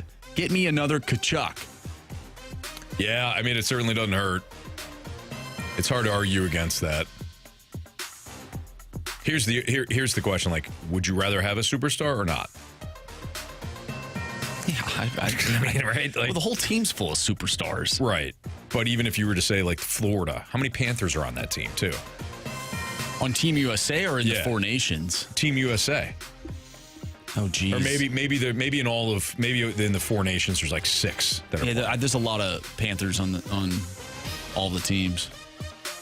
I mean, yeah. Hell, Nico Mikola's playing on Finland. Oh, really? Yeah. Oh, that's right. He hacked up the name last night, didn't he? One of the announcers? Yeah. Yeah, Ray Ferraro said his name wrong. From the 314, are you sold that opening day will be a sellout this year? Oh, no. Really? I'm not convinced that. I think it still will be. It's like a holiday here in St. Louis. It's an excuse for people to get off work. Now, will people go to other games throughout the year? Maybe not. But I still think opening day will sell out. Maybe I'm wrong, though. I don't know. I guess, okay, I could see that. Yeah, because it's just a tradition and it's opening day. And like I said, people want to get off work. Right. What is that next game? What does the very next game look like? Right. What's the Saturday game look like? Yeah. We're talking about a weekend. And you're playing the Twins. Mm-hmm. Like, who cares about the Twins? Well, a lot of people do. A lot of your friends are Twins fans. They are. I might have some friends come in town that weekend. We'll see. Well, but they might not, though. That just shows how much maybe they don't care about the Twins. Yeah. And they didn't really do that much this offseason either. No. Except for trade Michael Hellman. That's true. The 2 teams that came together on a blockbuster deal meet opening day. Yeah.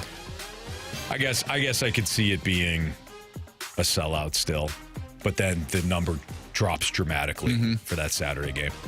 From the 404, are you sold? Bo Nix is a legit franchise quarterback. Because if he is, Denver has a stocked quarterback room and could move one. Yeah, I'm convinced. I'm convinced that Bo Nix is a franchise quarterback. I think Sean Payton helped out a lot last year. I think Sean Payton probably helped in more ways than we could even imagine. But yeah, I do. It's hard to argue against what Bo Nix did. The kid's got a great arm. One of the things that I love about Bo Nix, there's 2 things I love about Bo Nix. One, a lot of experience. Played a lot of college ball, and I do think that matters. I also think that his willingness to take shots downfield is something that you can't coach. Yeah. There are some quarterbacks that are scared to death to take shots.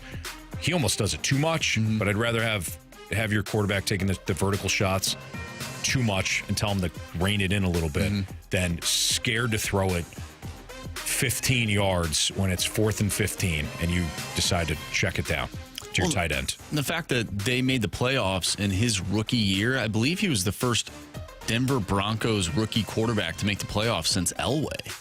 That's pretty impressive. First rookie quarterback? Yeah, that makes sense. I could be completely wrong on that. No, because what other rookie quarterback from the Broncos has done that, has accomplished that feat?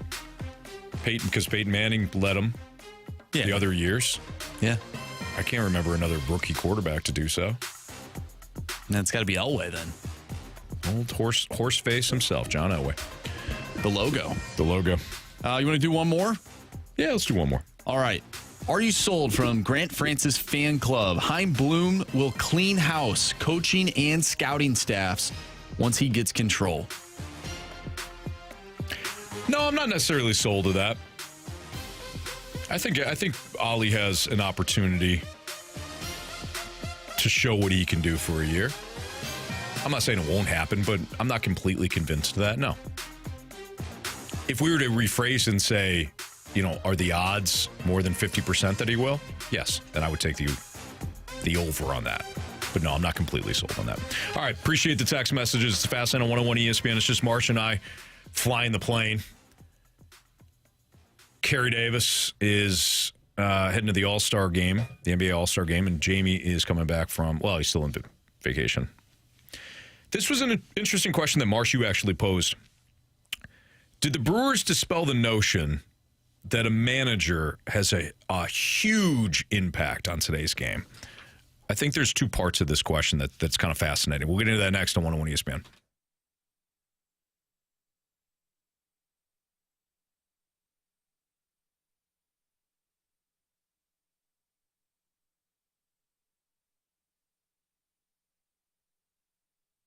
Shane Company has partnered with Cupid to bring you the best Valentine's Day gifts, even if you forgot.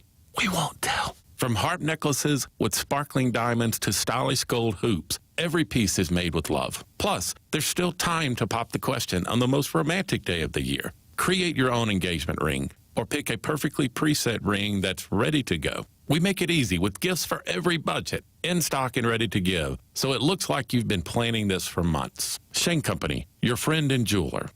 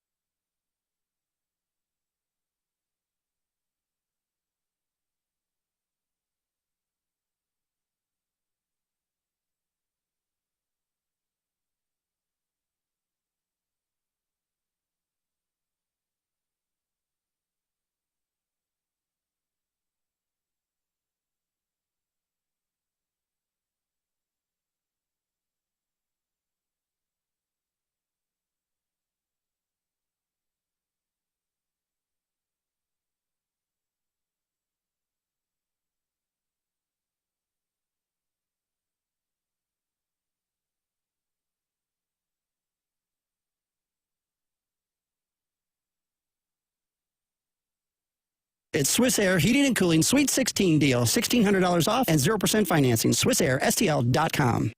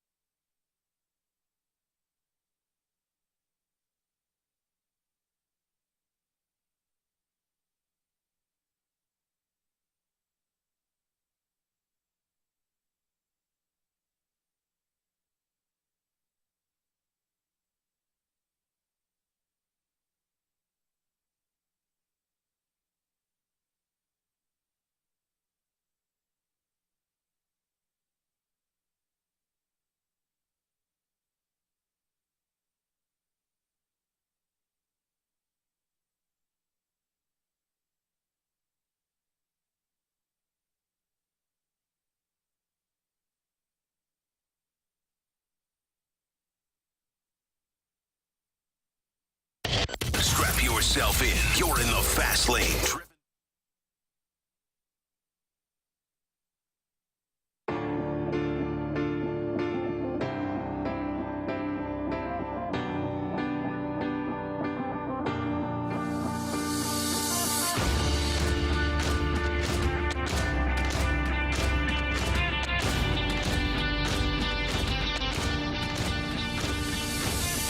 So, Marsh, I liked how you posed this question. You were talking about the Brewers, who obviously they let Craig Counsell go last offseason so he can pursue a job with the Chicago Cubs. And just because the Cubs didn't make the playoffs last year doesn't mean that Craig Counsell won't have them in the playoffs this year and all that. Okay, we're not overlooking that. We're not trying to be short-sighted. But you kind of posed the question, do the Brewers dispel the notion that a manager has a huge impact on today's game? Yeah, that kind of came from what Lisa was talking about yesterday when we were having the conversation about Ollie Marmol, and Lisa chimed in saying that the Cardinals need a winner, right? Mm-hmm. They need a winner to guide this team into the future, which I get. I totally understand. And there's a part of me that, like, I don't disagree with what she's saying. But, like, the Brewers, they had a first-year guy. Right. And they won the division. Did just fine. They did just fine. So now I'm thinking, okay, Craig Counsell, who is a winner, he didn't do anything with the Cubs. Right. You always talk about the manager not really doing much compared to other head coaches around sports. So now, is it the manager that necessarily that gets these teams into the playoffs, or is it more so like the front office and roster construction and the players themselves in today's game? In today's game, I think it's completely different than what it once was. I agree. So let me clarify some of the statements I made in the past, because it gets to the point where I think Jamie and Carey Jamie especially, starts to say, well, you don't like managers. You don't like big league managers. Well, why are you going to be so negative, Anthony? Exactly. Now, this is a fast lane. It's officially a fast lane show. Here's my take on big league managers. Throughout the course of 162 games, so the regular season, they've got to manage a clubhouse filled with different personalities, obviously, different age ranges, different nationalities. Big job. Plus talk to the media and all that. On a game-by-game basis, I think managers have less of an impact when it comes to impacting the final score of a game than fans like to admit. I think we as fans like to say, well, if they just played this player over that player, they'd win the game. Or if he didn't go to that reliever instead of that reliever, they would have won the game. And all we do is highlight the times it didn't work. That's all we do. We have such a bias when it comes to big league managers and what their roles actually are. Over the course of a 162-game regular season, I think the job of the manager is incredibly important when it comes to actually managing the personalities, understanding when a guy can't go, understanding when a guy is actually really hurt or when he needs to be pushed or whatever. That, I think, is the job of the big league manager. Yes, there's tactical advantages that can come about. Certainly, I'm not overlooking that, but not compared to a play caller in the NFL, even like an NBA or a college basketball coach that can design plays in critical moments of close games, things like that. But when it comes to the playoffs, I have a different take. When it comes to the postseason, that is where I think a manager can have a tactical advantage over another manager. Who he chooses to start, who he chooses to play, how he has his starting rotation set up, how he optimizes his bullpen. It's a shorter season, obviously, in the postseason, and the stakes are much higher. So in the regular season, no, I think the manager's impact tactically does not compare to the other sports, specifically football. Postseason, different story. And when I didn't rank them, but I went back, Marsh, over the last 20 years or so and put down the managers that I thought were most impactful. The ones that are retired on this list, Tony La Russa, obviously, White Sox, A's, Cardinals, amassed over 2,900 wins, 3 World Series titles, deep understanding of the game, all of that. Joe Torre, Dusty Baker. Those are the retired guys that I would say over the last 20 years, tactical advantage in the postseason. Excellent managers. No Tony La Russa. I did. I started with him. You did? Okay. Yes, that's sorry. right. You're pulling mic drops and things like that. You got I was reading a this lot. text message that we can get to after you're done. You're doing a lot there. And we just got somebody from the Snake Pit. Good grief. It sounds like you're giving Ollie an attaboy. I don't know if that was directed at me. I haven't even mentioned Ollie, so let's slow down. Bruce Bochy. Attaboy, Ollie! Bruce Bochy, currently, I think is the best Major League Baseball manager. It's not it's indisputable. Mm-hmm. Got the Padres to the World Series, 1-3 with the Giants, 1 with the Rangers. Mm-hmm. Indisputable. Bruce Bochy, currently the best big league manager. I could not sit here and say that he does not give you a tactical advantage in the postseason. Mm-hmm. Other than that, Joe Maddon's another guy that I love that's retired.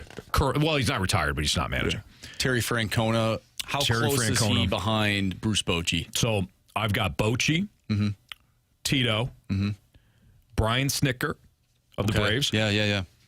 From there, people are going to disagree with this, but Kevin Cash, who has done more with the Rays, and less with more. Kevin Cash has done less with more. Mm-hmm. Now we can also say he's kind of a robot at times, and his move cost the Rays a potential World Series and all that with the not leaving in Blake Snell and all that. But he has led multiple teams to the playoffs, including a World Series appearance in that 2020 season. I think the guy's innovative. I think his the use of analytics and all that when he has to really rely on analytics because he's not given a team like Dave Roberts is. No offense to Dave Roberts, but it is what it is. I think Kevin Cash is a really good manager. I thought what Bob Melvin did with the A's from 2011 to 2021, keeping that team somewhat competitive in obviously the worst situation in Major League Baseball. I give Bob Melvin some credit too. Hasn't done much with the Giants yet, but we'll see. And then Craig Counsell. No Dave Roberts. I'm not including Dave Roberts. And why is that? What does he do? Well, this is kind of to your point, though. I don't know. If Dave, and here's the thing, AJ Hinch is another good one. Thank you. I think DLW 1904 threw out AJ Hinch. Mm-hmm. When there's trash cans. When there's trash cans, yeah. But Dave Roberts, I can't possibly sit here and say, yeah, Dave Roberts. I know without a doubt Dave Roberts is a phenomenal tactical manager. Now, him having to manage the big personalities, the big contracts and all that, there is some skill there, period. Mm-hmm. But if we're talking about a tactical advantage, I don't know if Dave Roberts has a tactical advantage or gives the Dodgers. That team is loaded. The 314 brings up another manager in that division who used to manage here in St. Louis, Mike Schilt. So far, so good. Now, he had the 17-game winning streak here and a pretty loaded Padres team, but a Padres team that was dysfunctional, that he did get to the postseason last year. So I'll give Schilt some credit there. But the longevity isn't there yet. Mm-hmm. What about Aaron Boone? Alex Cora is another good one, too. Back it up, Terry. Aaron Boone, no. That's a no for me. It's a no for me, dog. I think that's doing less with more. That's like the opposite, I feel, of what guys like Kevin Cash have done, or even Tito when he was with Cleveland for a while. I don't know, just my thought on this, but I think to your overall point, unlike other sports, I don't know if baseball over 162 gives you that tactical advantage that we all hope that a manager is going to give you. And do you think that's because more managers are going with the numbers compared to the gut feel? At least that's kind of the perception of it. That's the perception, right. But I think to your overall point and why we kind of did all this is in today's game, we do not have multiple Tony La Russas, right? Multiple Dusty Bakers, multiple Bruce Bochy's, multiple, Bobby Cox. I mean, guys that were like, you get into the postseason, it gives a tactical advantage to you. Now it is front offices that will hire inexperienced managers, not unlike here. I'm not overlooking the Cardinals in this regard. that will hire inexperienced managers so they can kind of push their agenda. The game has changed. I think there's fewer managers out there that will give you a tactical advantage. And we got a text more about the roster from the Air Comfort Service text line. We started this conversation with the Brewers, Pat Murphy. Yeah. Success at the college level, which is great. Sure. But I think we're talking about major league experience when it comes to this conversation. But if you also want to throw Ollie into that conversation, he doesn't have any. He didn't have any major league experience, but he was a guy that was in the system for a very long time. And you would think, though, that you would want, it's interesting because I fall in this category, too. I want the experienced manager. I want that guy running the team. But like you just highlighted, there's not that many out there anymore. But also, the other side of it is, well, wouldn't you want a guy who's been in the system, who's been a part of the organization, who knows what Cardinals baseball is to be the manager? Mm-hmm. It just depends on what side of the coin you fall on. Sure. I really like Mike Matheny. Not hiring Terry Francona. A huge mistake. It was a huge mistake. Huge. Craig Counsell, by the way, what tactical advantages did he give the Brewers in the postseason? And I like Counsell, but what tactical the Brewers get their bell rung consistently in the postseason. He had a cool batting stance, though. That was a wicked one for sure. I don't know how the hell he got the bat down the way he did. I don't know. It worked for him, though. Quick hands. All right, we got to get to the Gauntlet. Yeah, Robbie Ray going to join us again, and he'll have to take on me after bad guy Robbie Ray took down Marsh yesterday. Mm-hmm. Gauntlet next in the Fast Lane on 101 ESPN.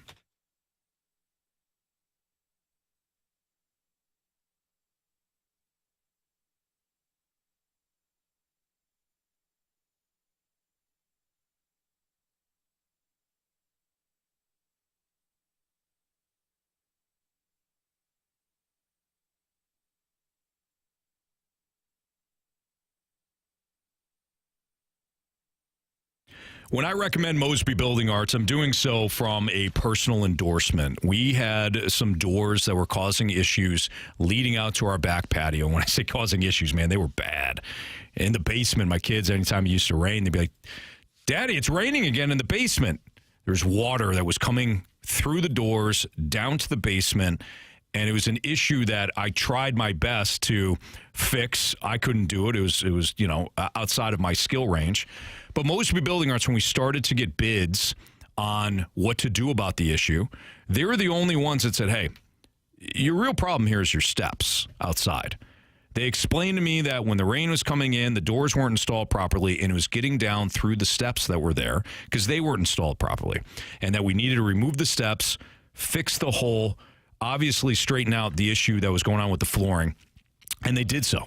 They did it. We went with Mosby, and we couldn't be happier with that result because they did a remarkable job. They didn't cut corners. There was no hidden costs like other remodelers will have. The pricing was honest, high-quality work, the trustworthy construction team.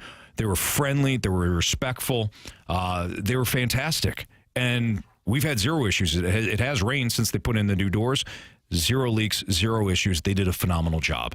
Trust me when I say go with Mosby. Whether you're redoing a bathroom, whether you're doing a basement, maybe a kitchen, or you just have doors that need to be installed, and doors aren't a door project. Isn't always just doors. It's flooring too. Call Mosby, 314-909-1800, or visit callmosby.com. You can schedule your free consultation today and see the difference for yourself. Mosby Building Arts, the right remodeling company.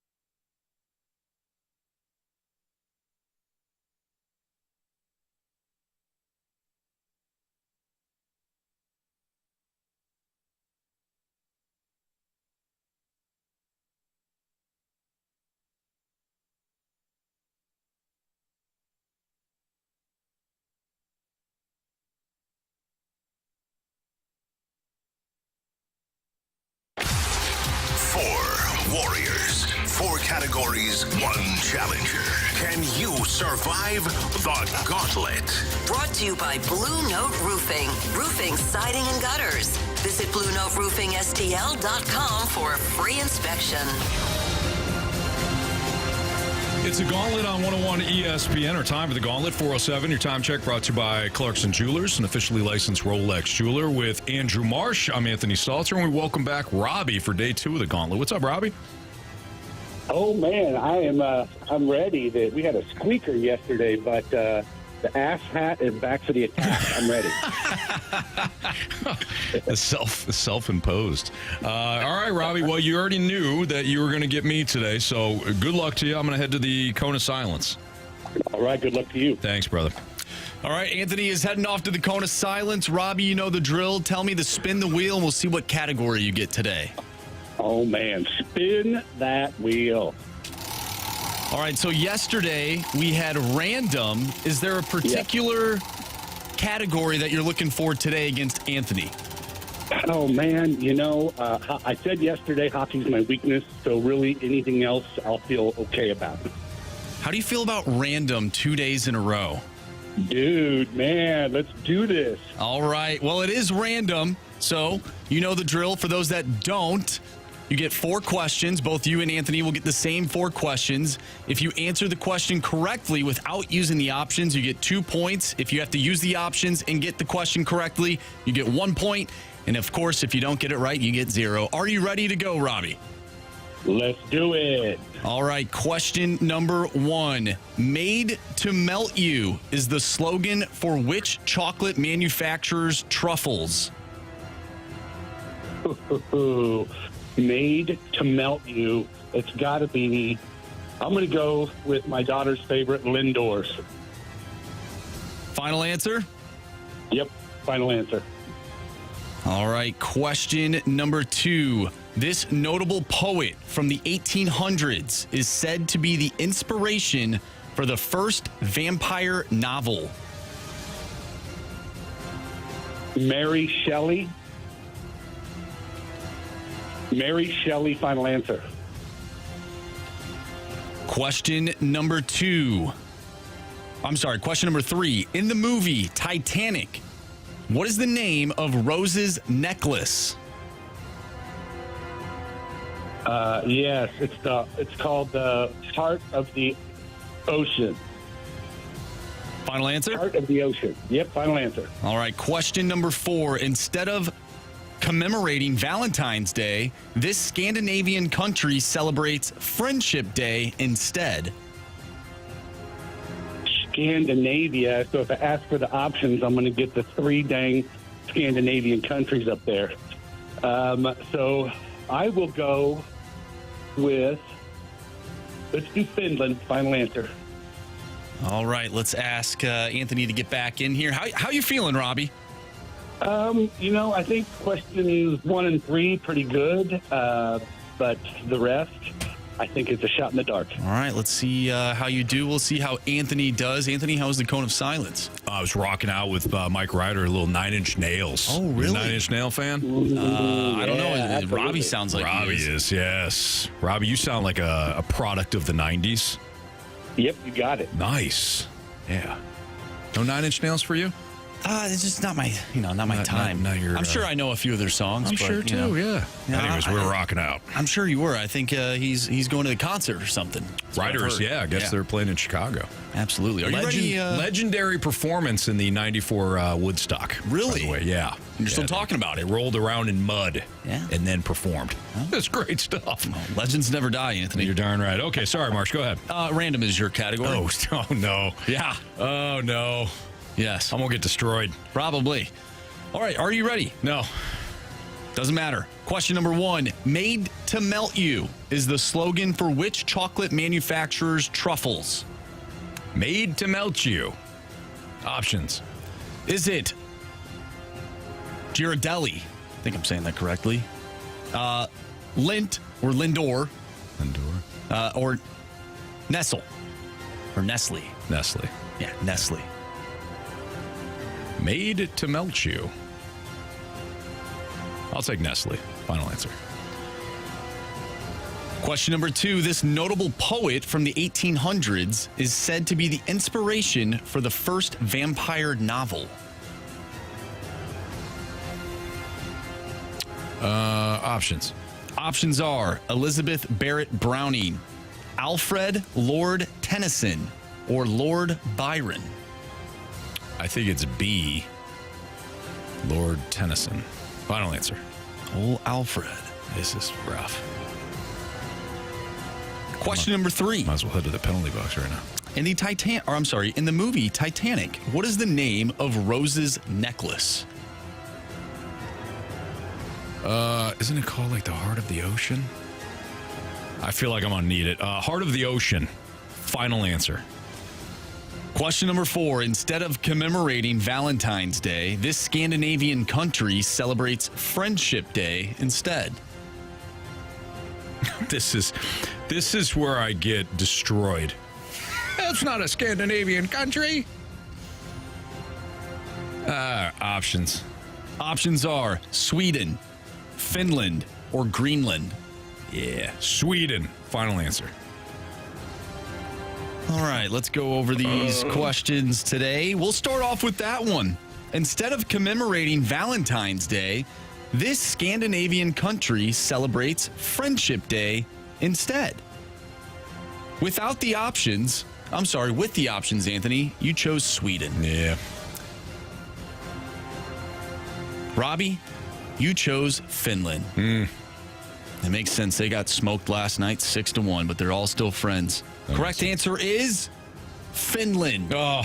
And Robbie did not need the options. No, he didn't. 2-0, Robbie. This is going to be rough. Question number 3. In the movie Titanic, what is the name of Rose's necklace? Anthony, you said it's the Heart of the Ocean. Got to take a shot here. Got to take a shot. And we know that's your favorite movie, but there is some controversy in said movie. You talked about it. Well, yeah, Rose, let's Jack die. She did. Robbie also said the Heart of the Ocean. Correct answer is the Heart of the Ocean. Both of you did not use the options. So it is now 4-2 in favor of Robbie. Question number 2. This notable poet from the 1800s is said to be the inspiration for the first vampire novel. Anthony, you took the options. You said Alfred Lord Tennyson. Robbie did not take the options and said Mary Shelley. We know that is not an option. Anthony, you could get back into the gauntlet with this one. Absolutely. Correct answer is Lord Byron. Aye. 4-2 in favor of Robbie. That'll do it. Question number 1. Made to melt you is the slogan for which chocolate manufactures truffles? Anthony, you said Nestle. Robbie, you said Lindor. Ooh, Lindor truffles. It's your daughter's Lindor. favorite. It's probably I believe Lindor. is what he said.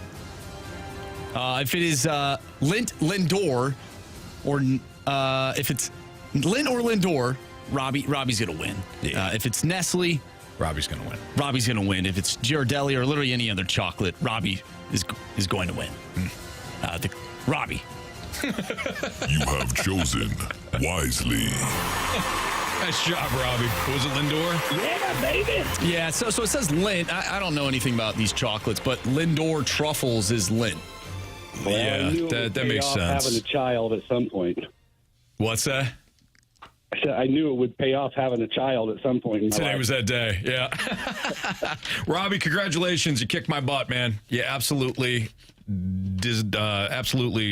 demolished me. So well done. I'm going to head to the penalty box, and you're going to have to wait because we're getting backed up here. Yeah, this is a little weird. So we'll have Hal on Monday to take on Jamie, and we'll have Robbie on Tuesday to take on either Carey or Jamie. Yes. So, oh, man. All right. All right, we'll pair it up on Tuesday. There you go, Robbie. Congrats, man. Good job, nice Robbie. job. All right, thanks. See you guys. See ya.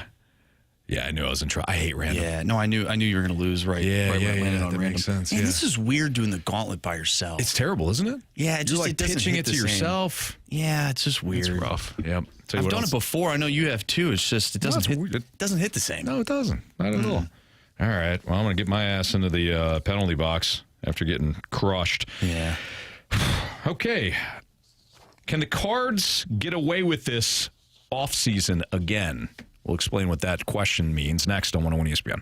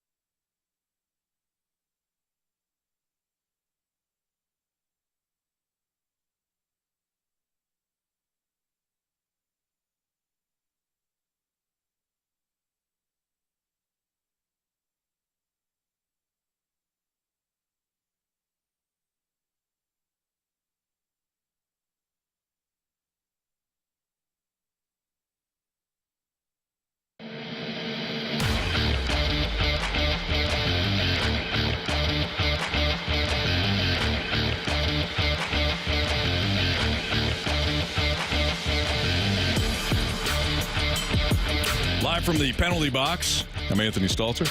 Have to get my butt whooped in the Gauntlet. Gator said something about superheroes and kryptonite and things like that. And my kryptonite just happens to be random. Mm-hmm. Gator, I appreciate you calling me a superhero. That's very kind of you. You did get one thing right. The kryptonite definitely is the random. I like to see, I just see you more as like a anti-hero, Oh, sure. Yeah. With a vibranium arm. Yeah. Yeah. I like to picture me as that as well. The guy that looks eerily similar to Luke Skywalker. Yeah. Probably could play him. Absolutely. Yeah. Yeah. I appreciate you, Marsh. All right. Mm-hmm. So I'm in this damn penalty box for a couple of minutes. Can the Cardinals get away with this offseason again? Now, Marsh, this was another question that you had posed, and I think you'd be better off explaining what you mean here, because I think it's a really interesting question. Yeah, so we know that the offseason has been very boring. In terms of literally everything. Not acquiring any player not named Hellman? Yes. Yeah. So the Cardinals did nothing. They did nothing in the offseason other than getting Hellman. They didn't even trade Arenado. A lot of people like their teams to go down the route of, hey, I want to trade for players, or I want to sign some free agents. I want to make my team better. Right. Yeah, the Cardinals did none of that. So can the Cardinals get away with doing nothing again next offseason? Can they get away with doing nothing this offseason if they do something next offseason? Like, will people just forget about it if they go out next year and they end up, signing some players and it's some players that people actually want to see play here? Like, will people forget about this? And do people care about just looking into the future, or do they care more about right now? I think everybody. I think if you're a fan, you never want to have that feeling that your team isn't good enough to at least surprise. Mm-hmm. So I think every fan goes year to year, and we can sit here and talk about the front office and the front office having a 3-year plan, a 5-year plan, but any fan base of any sport, any organization, you think about that upcoming season. You do not want to give up a year of, even if you're realistic and you know the team isn't good enough to win it all, you still want to approach each and every year optimistic. And this goes back to what I've often said about free agency. Free agency often gives that false hope or that false premise that my team is trying. What it's actually saying, unless you're the Dodgers, the heavy spenders, I don't need to list them all off. Dodgers are the poster child, but there's others. Unless you're the team that's going to constantly sign those big-time free agents, what your team is mostly doing is not actually, in my opinion, not actually trying to improve as much as it's trying to make up for past mistakes. That's really what free agency is. You didn't draft that player, or I'm sorry, you didn't draft for that position. And this is not just a baseball conversation. You could do this in football, hockey, and basketball as well. But you didn't draft well at that position, or maybe you had a free agent that didn't work out before, and you haven't filled that spot. So now you have to go to market, and more times than not, you're overspending to correct that mistake. And I think in the case of the Cardinals, that definitely applies. Why did they go out and get Sonny Gray and Lance Lynn and Gibson last year? Well, they haven't drafted pitching very well. Mm-hmm. Not top-end guys who are ready to go. Or they, unfortunately, traded some of those key pieces away. Injuries have impacted, so Carey's brought up that, and that's a good point. But, Jack Flaherty being hurt and all that. But the reason why they had to go, they needed 3 starters last year is because they have not developed pitching. Right. So in a year, if they get Sonny Gray and maybe 2 other pitchers that are a little bit more intriguing, the thought process might be my team's trying to improve. No, they've made mistakes along the way, and now they're paying for it. Yeah, they're trying to patch the holes. Exactly. And not all free agents pan out, as we know. In fact, I think most free agents don't, quite frankly. So getting back to your original question of, will Cardinals fans will they give this offseason a pass if the Cardinals go out in free agency next year and sign some guys? Well, if they do next year under Bloom what they have done in recent years under Mo, that just proves to me that they haven't learned anything. Yeah. They've done nothing. They have not changed their approach. They're not serious about actually developing those young players. Because remember, every time you sign a free agent, you're risking blocking somebody within your organization. I think that's why this year is so important. The way that I look at it is, okay, what if these guys aren't good?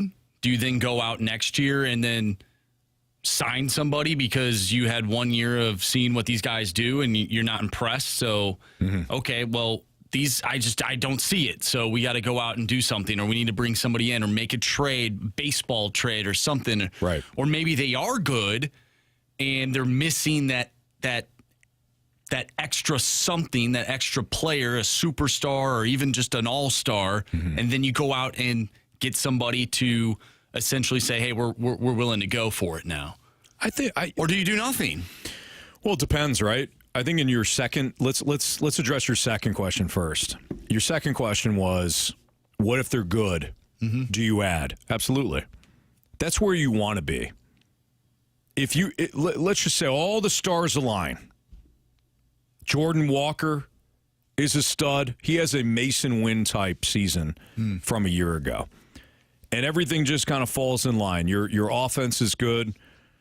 Maybe Arenado has a bounce back, whatever. However the scenario plays out, and you're much better and much further along in your retool than you thought.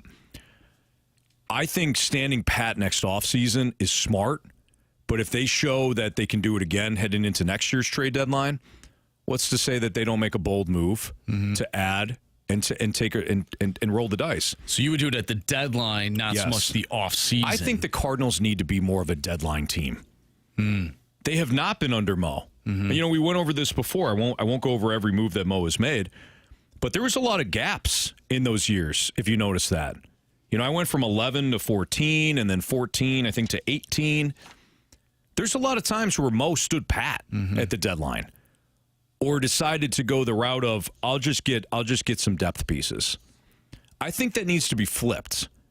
I'm okay with quieter off seasons, but more active deadlines. Yeah, that way you don't have to do anything in the offseason. You can say, hey, spring training is about giving our internal options, the guys who we scouted, the guys we drafted, the guys we developed and believed in. This is your time.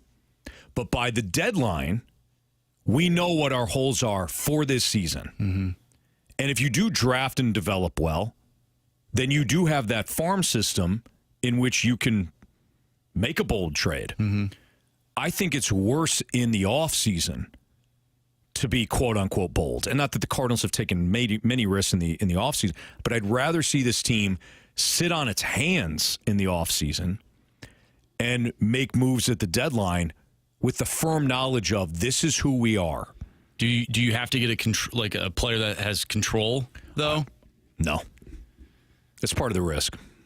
I don't know if this team would be good enough to risk. Oh, I'm not talking whatever about they have. I'm not putting a timetable on this. I'm not saying this year. I'm not saying next year. I'm just saying in the future, as part of the philosophy. Yeah, I hope that this team becomes less risk averse at the deadline.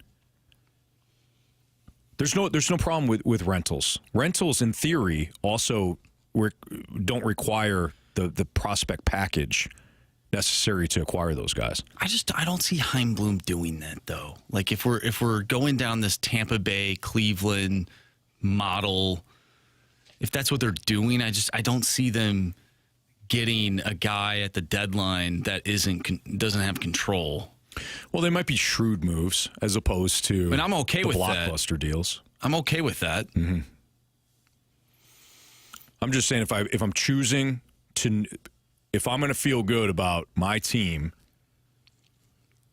improving itself, do it during the season when you know this is what we are and this is what we need.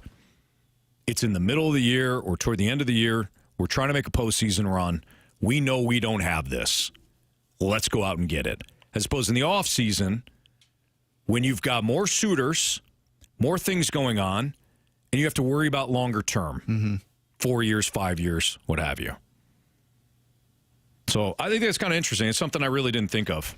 I really didn't think about when it comes to moving forward of, okay, when they do hopefully turn this thing around, when does it make sense to take risk? It all depends on how these guys are.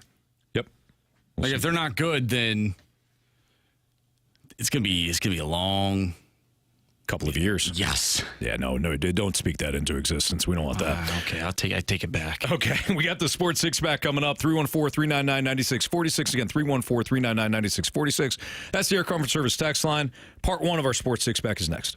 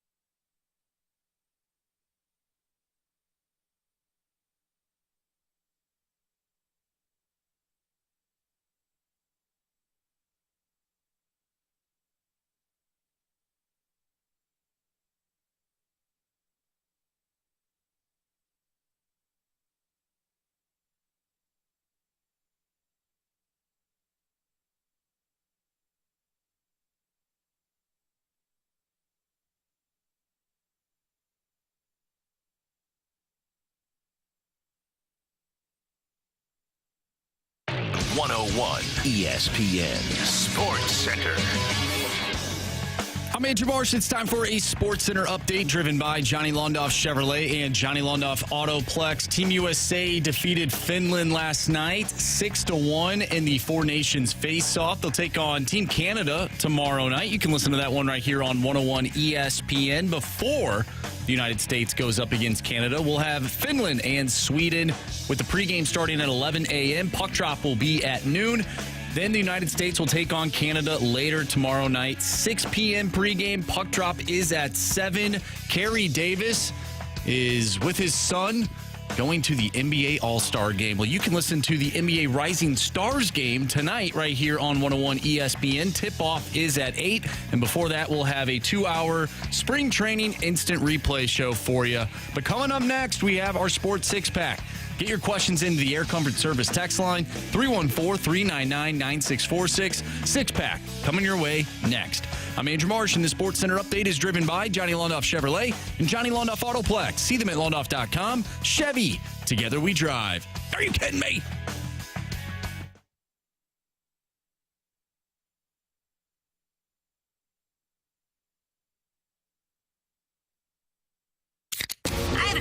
It's time for the Fast Lane to answer your sports questions. I want to ask you a bunch of questions, and I want to have them answered immediately. Asking me all these weird questions. Answer the question. Answer the question. Answer me! The Sports Six-Pack is now.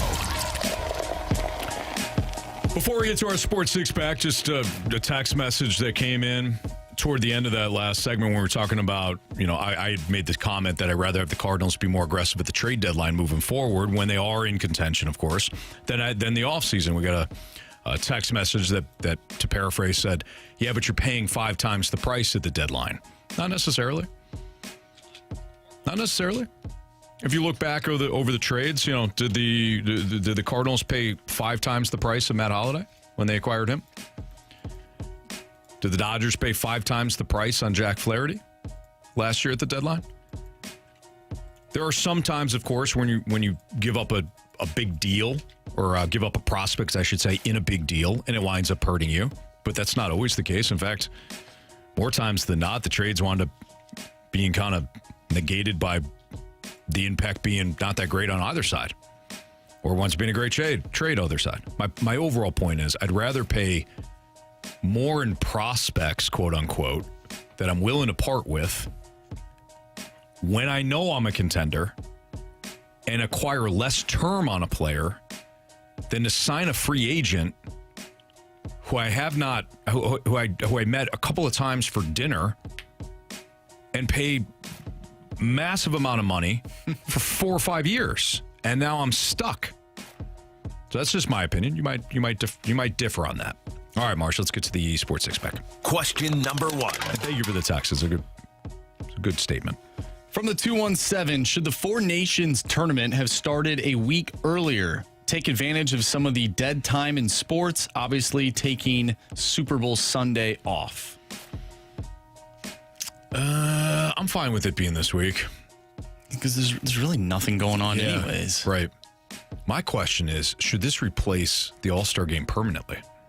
Should this replace All-Star weekend permanently? I say no. This is awesome. This Don't has get me been wrong. incredible. Next year we'll have the Winter Olympics. But,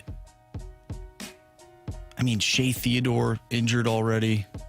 Shouldn't have been standing there. Well, he shouldn't have been standing there. But, I just don't know if teams around the league will want this type of hockey, this type of competitive hockey every single February. Yeah. I love it. Don't get me wrong. I mean, I guess, you know what, Marsh, to your point, maybe some of the newness wears off. And it's just better. It's just better. Every couple of years. I don't know, man. I really like it. The All-Star game does nothing. Nothing for me. MD 2020 says every 2 years, Ryder Cup style. I wouldn't mind that. Frick James, by the way, says, I thought in the past we were more fast lane fine with spending just money rather than prospects. I've always been in the camp of if it's 5 years for Dexter Fowler or giving up some prospects for a Jordan Montgomery, I'd rather go the other way. And I know I gave 2 examples there. One worked out, one didn't. But I've never liked the Cardinals' approach in the offseason. I haven't. And I've been very vocal about that. Go ahead. Question number 2. From the 314, guys, do you have a good vibe on a Cardinal player, but afraid to say so in case that player fails? I really believe that Jordan Walker rakes this year, but I will not admit it later if he doesn't. I like the honesty in that question. I say no just because we say stuff that's wrong all the time. All the time. We're very comfortable with being wrong. Yeah. But let me think about that. So a player that could do well, but I'm not willing to say it. I think I'm just highly suspect on everybody on the team. Like, I just don't know. It's like a wait and see game. I think Nolan Gorman can be exactly who he is, but I don't know if that's going to be fine for everybody.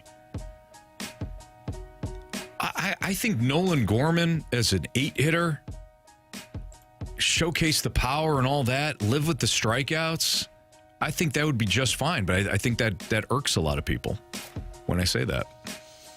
Maybe it's just because it comes out of my mouth. I don't know. I think Alec Burleson's going to have a huge year. Of course you do. Become a St. Louis Star.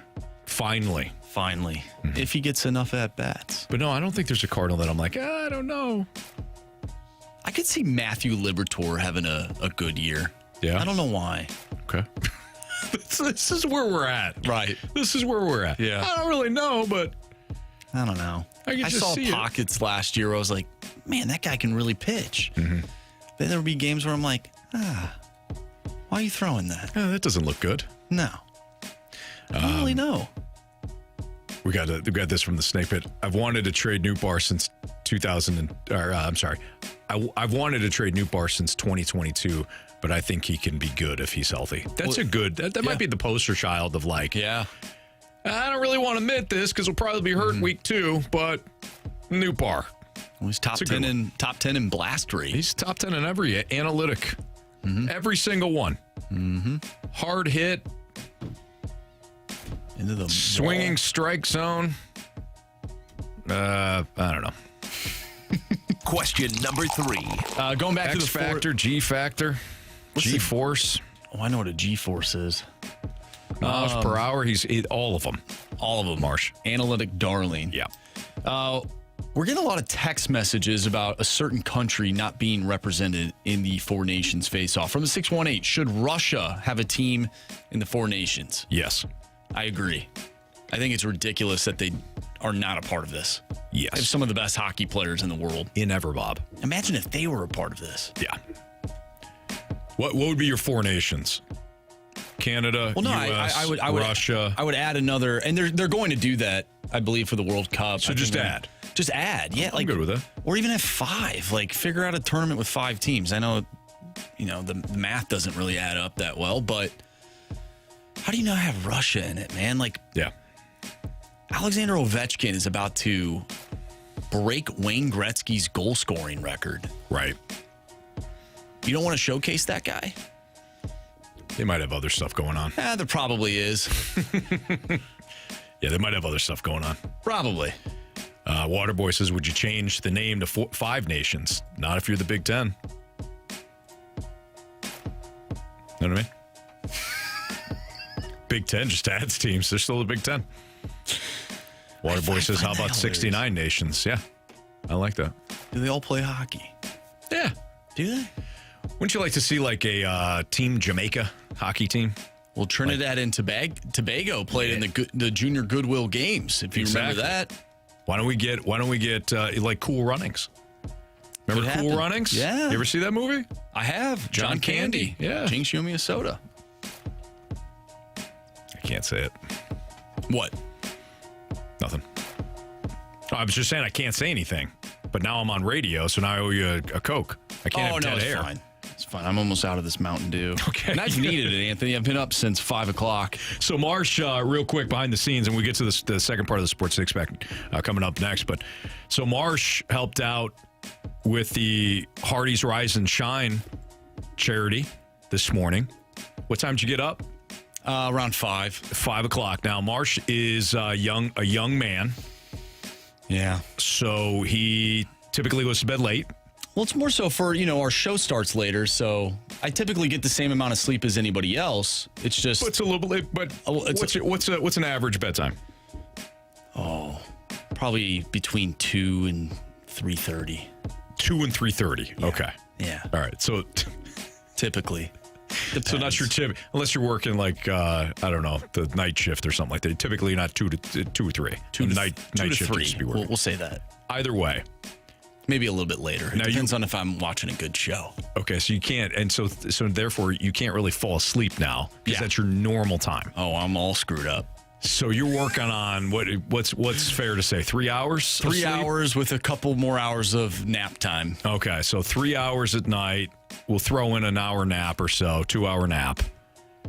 But you're doing 4 hours. We do not have our co-host today because they're a couple of scumbags, and you got a hockey game to call tonight. Yeah, Maryville. Yeah, final home game of the year. So Marsh is now, and it's Valentine's Day, shotgunning Mountain Dew.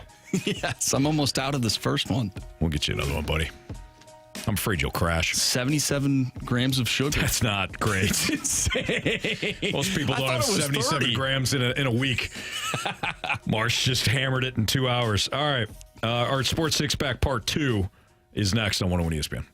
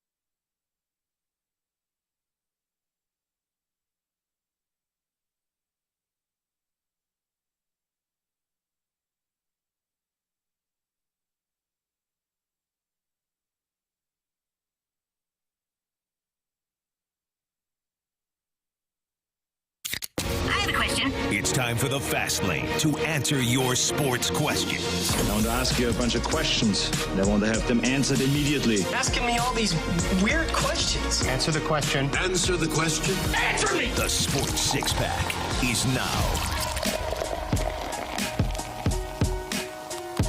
All right, let's get to part 2 of our Sports Six-Pack here in the Fast Lane on 101 ESPN. Andrew Marsh, Anthony Stalter. No Carey Davis, no Jamie Rivers. They'll be back at some point next week, provided, of course, Jamie Rivers does return from Mexico. It's a 50-50 proposition at this point. It is up in the air. Carey, I do feel good about coming back from the NBA All-Star festivities. Well, he won't be here on Monday, though. He will not. No. He will not. He told us to go Fast Lane ourselves on Monday. Mm-hmm. All right.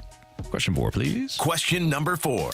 Anthony, you have kids. I do. 3 of them. Yep. The water boy wants to know, what is something you hate stepping on at home? Legos, food for messy kids, question mark.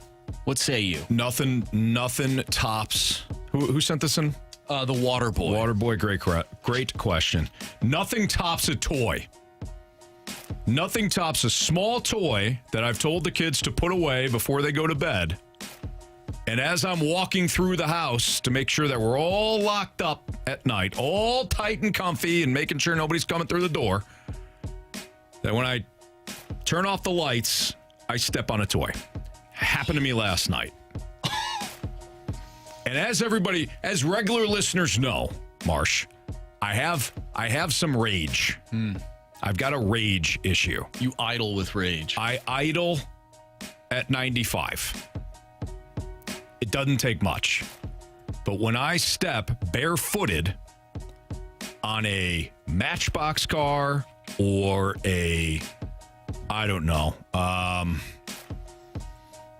some sort of like army figure or something like that, when I don't see it coming, that's a rough night. Damn you, Scuba Steve! Exactly. And a lot of the times what I want to do, like last night, I had to stop myself. I had to stop myself from throwing the Matchbox car that I stepped on as I was going to turn off the light for the front door.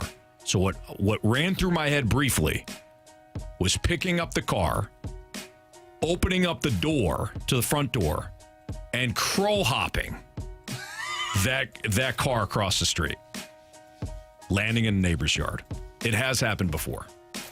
How many toys does neighbor Dave have in his yard? He has at least one that I know of. Long time ago. Long time ago. I think it was Killian. My kids. I don't know if any other parent that deals with this. I don't know. I feel like this is just my kids. Like it's a special thing with my kids. But I'm interested if other parents have to deal with this as well. My kids have to have something in their hands at all times. It drives me insane. And you might think, oh, it's not a big deal. No, not when I am, I don't have to put on their coats or I have to get them into their car seats when they're really young. But when they have something in their hands and I'm trying to put clothes on them or, again, get the kid into the car and get the car seat and they're trying to hold on to whatever they're holding on to and that becomes like a longer process, it drives me insane. So a long time ago when Killian was really young, maybe Lincoln's age right now, he had a toy in his hands that I kept having to move around to get him in the car seat and whatever. It wound up being a fiasco, and I crow hopped that toy right into neighbor Dave's yard. Does Lincoln or Killian do the baseball swing with their hands yet? Like actual swinging? Yeah, I used to do that when I was younger. I would act like I put my hands together. I don't know if any of the listeners have kids that have done this or if they did this themselves, but I would always walk around and put my hands together and I'd just swing. Okay. Like if I had a baseball bat. Yeah, like a phantom bat. Yeah, sure. Like, if for those in the snake pit watching on, our YouTube page, I'd get up there like this and I'd just kind of swing. Mm-hmm. And then one time I do it, or I don't do it anymore. I used to do it all the time until one time I accidentally I was swinging and I hit my mom on accident. Oh, she was not happy. I'm sure. And that was the last time I ever did that. I was just working on my swing, Anthony. You watch Ken Griffey Jr. out there. I'm trying to have a sweet left-handed swing. It's stunting my growth. Shouldn't have been standing there. Sorry, Mom. But now we can look back and laugh on it. But Oh, she was not happy. Yeah, I've been there. Maybe not in that instance, but I could feel your mom's anger right now. By the way, Splashback Deuce has gotten me a couple of times today. When I talked about the crow hop, he goes, Anthony, did you need a cutoff man to throw that? He has zinged me a couple of times today. Well done, Splashback Deuce. Oh, that's funny. What else was I going to say about that? There was another. You were talking about so Killian loves to play like football and soccer or whatever in the family room, and we have told him several times, like, buddy, go down in the basement. Our basement's unfinished. Like, there's the toys and everything down there. You can make a big mess down there if you want. Just go down there and do it. But he loves just playing in the family room because I think he likes smashing into the couch. Well, he was over the winter break. He was playing. He likes to throw the football up to himself and catch it. And he's got a whole game going on in his head. Cool. Well, we've told not to do it repeatedly. There's a fan in our family room, like most people have. Yeah. He threw this football up, and it's one of those like a foam football. It's not a real football. It's smaller, like a Nerf foam. ball. Yeah, like a Nerf ball or something like that. Well, he throws it up to catch it for himself. Now I'm in the laundry room doing something. Kristen's upstairs. The ball hits the fan and jets behind him. Oh. Goes right into a picture and on top of our fireplace, hits the picture, and the picture falls down and shatters. And all I hear is so I come out of the kitchen, and normally Killian, we all have kids that are like this. My daughter Madeline is like, here's what happened, here's the truth. I got caught, I'm done. I'm just gonna go ahead and tell you everything. Killian's the one that's like, I don't know what happened. It's weird as hell. Even then, though, I asked him, I go, dude, what happened? And he started to give me a story, and he goes, I was playing football and it hit the fan. I'm like, buddy, this is awful. Like, my man, you gotta pay it. You gotta listen. You gotta listen just a little bit. Trust me on this. We're trying to get you to not break things. Mm-hmm. So we're getting text messages about the swinging. Yeah. Like I was saying, we get one from the 314, not only swinging, but throwing motion too. That was another thing that I used to do, was always turn double plays. Oh, you have to. Yeah. You just got like out of nowhere. Can't just be, you're just not an offensive player, man. You're playing defense too. You know, you're just walking down the street and you're turning double plays.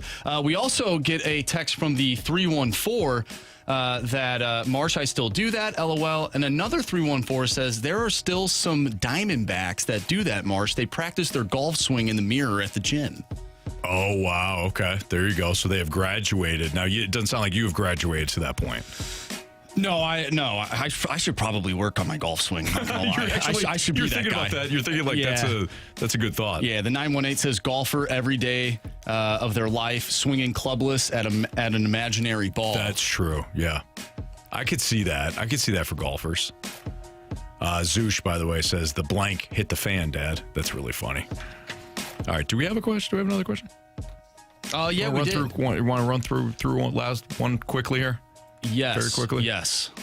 Question number 5. From the 314, would you rather see all of the starting lineup for the Cardinals play better than expected, except for Nolan Arenado, or have Nolan Arenado play like he did in Colorado and at the beginning of his Cardinals tenure and be able to trade him for more? Is this an either-or thing? It's an either-or.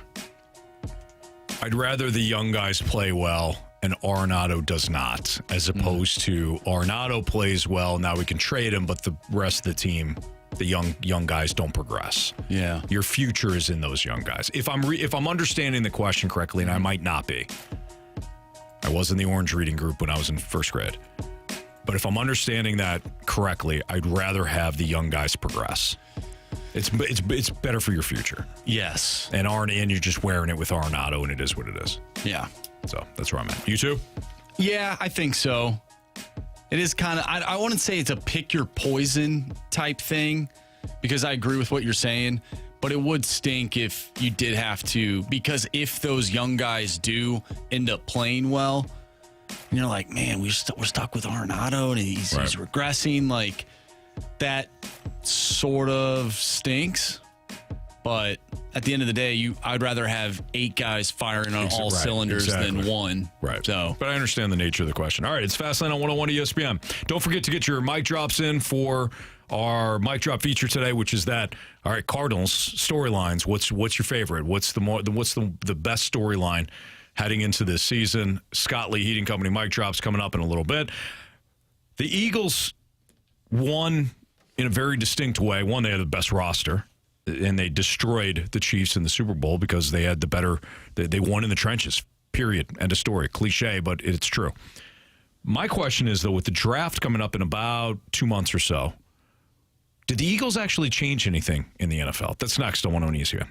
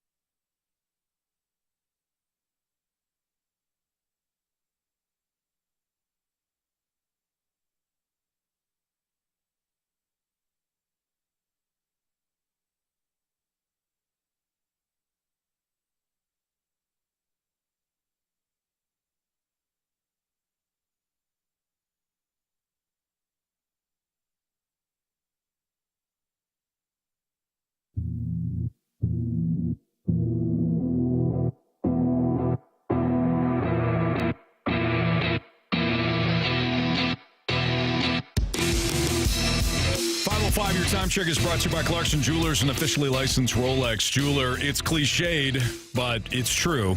Football's won in the trenches. Now, provided you have a quarterback that's capable, and not all quarterbacks are elite. Patrick Mahomes and Josh Allen and Lamar Jackson and Joe Burrow, they're in a category all to themselves. But as we've seen with the Eagles and Jalen Hurts had himself an excellent season, an outstanding, his best 2 games of the year, Super Bowl, NFC Championship game, period. He was phenomenal. Not an elite quarterback. I don't think anybody's making that comparison, but he's a Super Bowl champion. That's something nobody can ever take away from him, and the guy's a tremendous leader.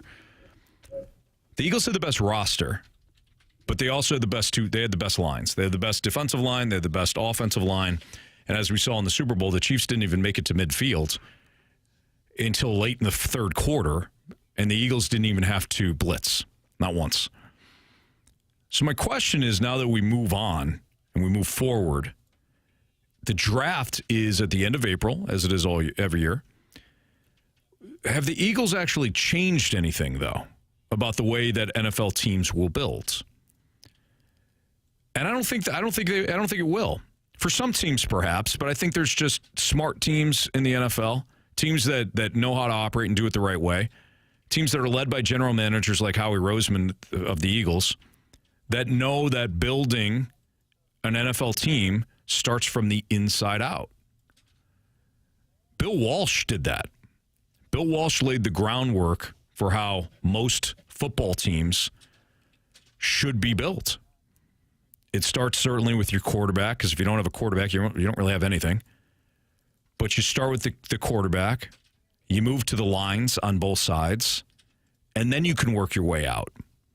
But how many times do we see teams in the NFL each and every year, and a lot of the same teams do it, they go for the shiny toy as opposed to the player that plays a position that will count most when the games are of most significance. The Eagles have had their misses. It's not like Howie Roseman has been perfect when it comes to his draft history.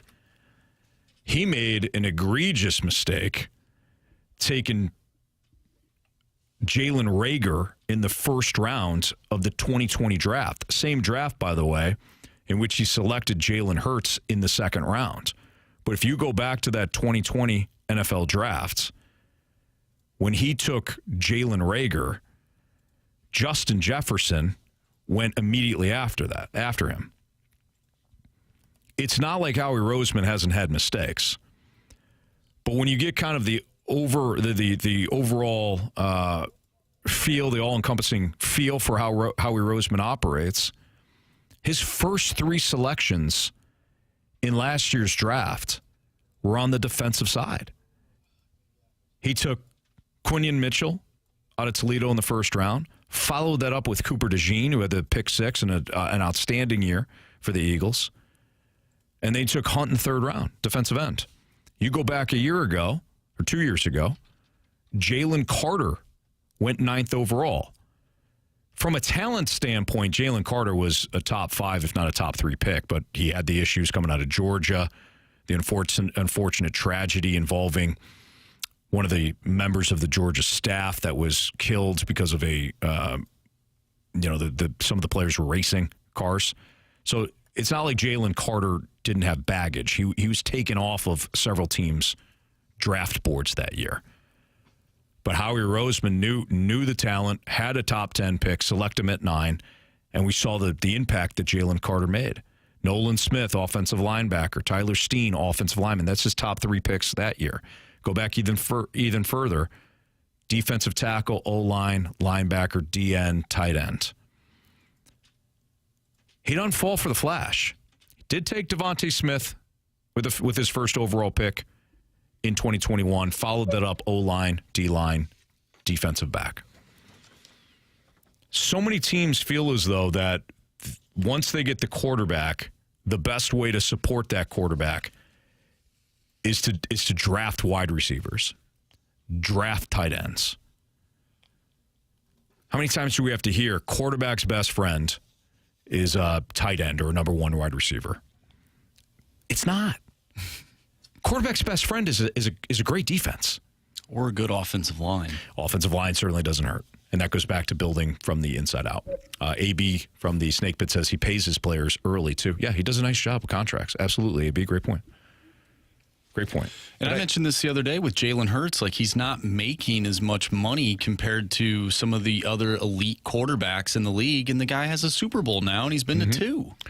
That's huge. I don't know who to credit there. And maybe credit should be on both sides.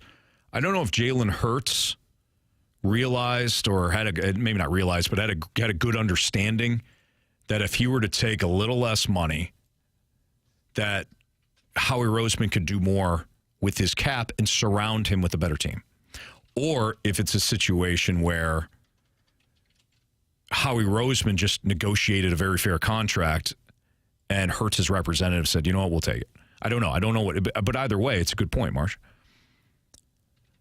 But I would not be shocked, and I'm sure you wouldn't be either, NFL fan, once we saw the draft occur at the end of April, teams in the top 10 just continue to add those skill position players. And they're the same teams that are drafting in the top 10 or in the top 12 consistently. You probably root for a team like this. I think we have a lot of Bears fans. Bears fans know this.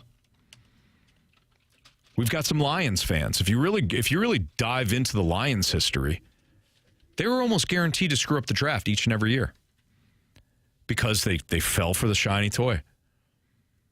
They only had one football one year. I think they went either back to back with wide receivers, or they had, I think, wide receivers selected in 6 of the 10 years, previous 10 years. It wasn't until, yes, Dan Campbell got there, but they started to draft smart too. Build from the inside out, that they started to win football games. It's no coincidence that Mike Tomlin of the Steelers has never had a losing season based on how the Steelers are built. The Ravens are often built that way. So, again, I wonder, and we won't know until the draft, but I wonder if teams will have a smarter approach with the draft after what they saw the Eagles do. Will they build on the defensive side? Or will they fall headfirst once again into thinking that if they just have an explosive offense, they're going to win big? Going to be interesting. And I'm certainly not saying pass on marquee talent, but I'd rather miss on a defensive player, quite frankly, than an offensive player, if that offensive player is a wide receiver or a tight end or even a running back. All right, it's Fastlane on 101 ESPN. And yes, I said running back now when Carey's out. Can't be talking bad about running backs to Carey. You're allowed to do that, though. When he's here. He's not here. Exactly. All right, Marsh has been working very diligently on cutting up some mic drops that you'd sent in about your favorite Cardinal storyline. We're going to hear from you next on 101 ESPN.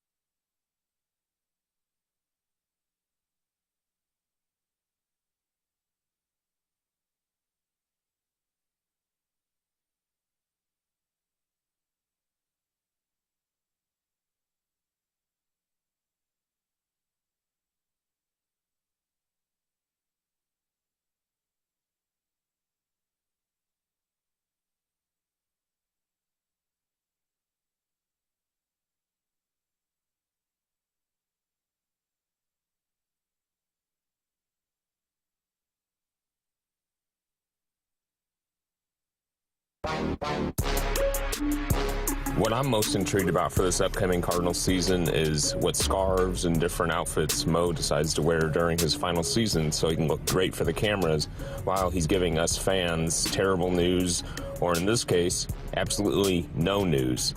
The organization is a complete dumpster fire right now, and there's clearly nothing to be excited about as a fan. I don't even know if I'll even attend a game this season because that's just how horrible it'll be. Happy Valentine's Day. All right, that was Josh who left us a Scott Lee Heat and Company mic drop. Just kidding, Josh. You know what, Josh? You're not. I don't know if this makes you feel any better, but you're not. You're not alone. I think a lot of Cardinals fans feel that way. There's not a lot of hope. There's not a lot of intrigue. So you know what? I'm not going to go ahead and look forward to this season. I'm not interested in a storyline, or in Josh's case, a very sarcastic storyline. But I don't fault you. It will be interesting to see what tire that Mo has on this year, though. Tire? A tire. Oh, a tire. Yeah. I thought maybe he was going to wear a tire like he's like fashion forward, and that's going to be the new thing. Maybe. Like a nice set of Goodyears or something. I don't know. Okay, we'll find out. All right, so that was Josh. Let's hear from Evan next. Hey, guys. Loving the show. Thank you. My most intriguing headline for the Cardinals 2025 season would be kind of something that hasn't been spoken of a lot is expectations. The lack of expectations this season could be something that is a sneaky good thing. Ooh, okay. You think about it, typically for the last, I don't know, since I've been alive, since 2000, it's always been expected. The Cardinals will make the postseason, and then the whole whatever happens, happens. That's besides the point. But no one in the clubhouse, in the front office, and at a national level expects anything. So being able to have your players relax, do what they do, not worry about the wins, but the results at the plate, the mound, the pitch, the inning, whatever. I think that could be something that really allows the Cardinals to actually be better than what they are. Evan, I like the spin on that. I like that a lot. I think that's interesting. Expectations, if it's a little lower, or there's basically no expectations, could things change? Because the expectations have always been high in St. Louis, yet the roster hasn't always been good. And it's led to really a lot of frustration and disappointment. So maybe there's a reversal of course. So he talked about, the team playing loose. I wonder, though, because of all of the young players, and we've talked about this, where are certain players going to be playing? Yeah. Are they going to get enough at-bats? I wonder if there is some pressure, though, for some of those younger guys. If I'm not playing well enough, maybe I won't get the right amount of at-bats that I need. I don't know. Hopefully they can figure that out. But there is a few spots in the lineup that have question marks around it based on this whole Nolan Arenado situation. Yeah. People bring up Lars Nootbaar playing center field. Well, what does that mean for Victor Scott and Michael Ciani? Right. Right? Like, if they aren't hitting, are they going to play? Obviously, their defense plays, but... Well, okay, so this goes back... Marsh, great question. This goes back to what I asked yesterday about the identity and how you're going to win games. I was thinking more about that before. Because it does seem we're heading back into well, you know what? If you hit, you play, or, our defense stinks, so now I've got to... How are you going to win games? It seems to me that they're going to roll with... Excuse me. Keep talking. And we're just trying to get pucks deep. And I had to sneeze. Sorry. Yeah, we just got to get pucks deep. How are you going to win games? Is this a defensive team? It doesn't seem like it. So if you're not going to be a defensive team, you're going to be booting the ball around a little bit. You better make up for it for your offense. Your offense good enough? I think it's a really good question. All right, let's hear from... Is that Kyle? Let's hear from Kyle next. Hey, guys. My first one would be Nolan Arenado. How does he react this year, knowing that we told him that we were going to trade him and then we couldn't find a suitable partner for him? Is he going to be like last year, or is he finally going to produce good numbers? And then the second one would be Jordan Walker. Is he going to finally step up to the next level, or is it just going to be an average player again and then get sit down? Thanks, guys. So I do wonder, piggybacking off of what Kyle said, I do wonder if there is a sense now that he wasn't dealt, if Arenado bets on himself. Mm-hmm. He has an excellent first half of the season, and the Cardinals are able to parlay that. I also wonder if there's a little bit of a chip on his shoulder because maybe certain teams that he wanted to go to didn't want him. That could be that, sure. Like Dodgers. Yeah. Dodgers being the main one, since he wants to go back home and play for the Dodgers. And, yeah. Wouldn't you be motivated? You're a competitor. Yeah. You're 33, 34 years old now. This is it, man. Well, it seems like, and maybe I'm wrong here, has the narrative changed surrounding Nolan Arenado, or is that just something here in St. Louis? That's a good question, too. I wonder if it's just in St. Louis. And I mean that from like a media fan standpoint, not teams know who he is. They've got all the advanced analytics and all that crap. I'm not saying this from a team standpoint. They know who he is. But I was, as you do too, you prep all, you're trying to find content, you're trying to develop storylines and things like that.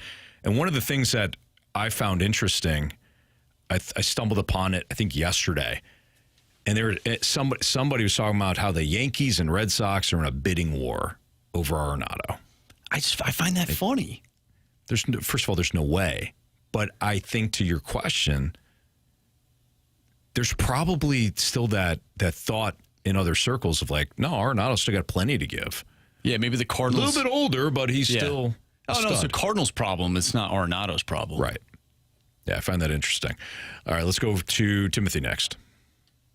My favorite Cardinals storyline going into the season is, will they move on from Ollie Marmol at some point? I don't care how relatable he is. He sucks as a manager, and they need to move on. So I just want to see if they actually move on from him, or if they continue to go down that road of mediocrity with a mediocre manager. Okay.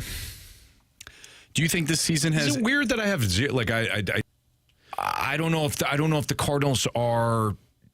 I don't know if Joe Madden's worth 15 wins. Like, there are some coaches where I'm like, get him out. Yeah. I'm tired of it.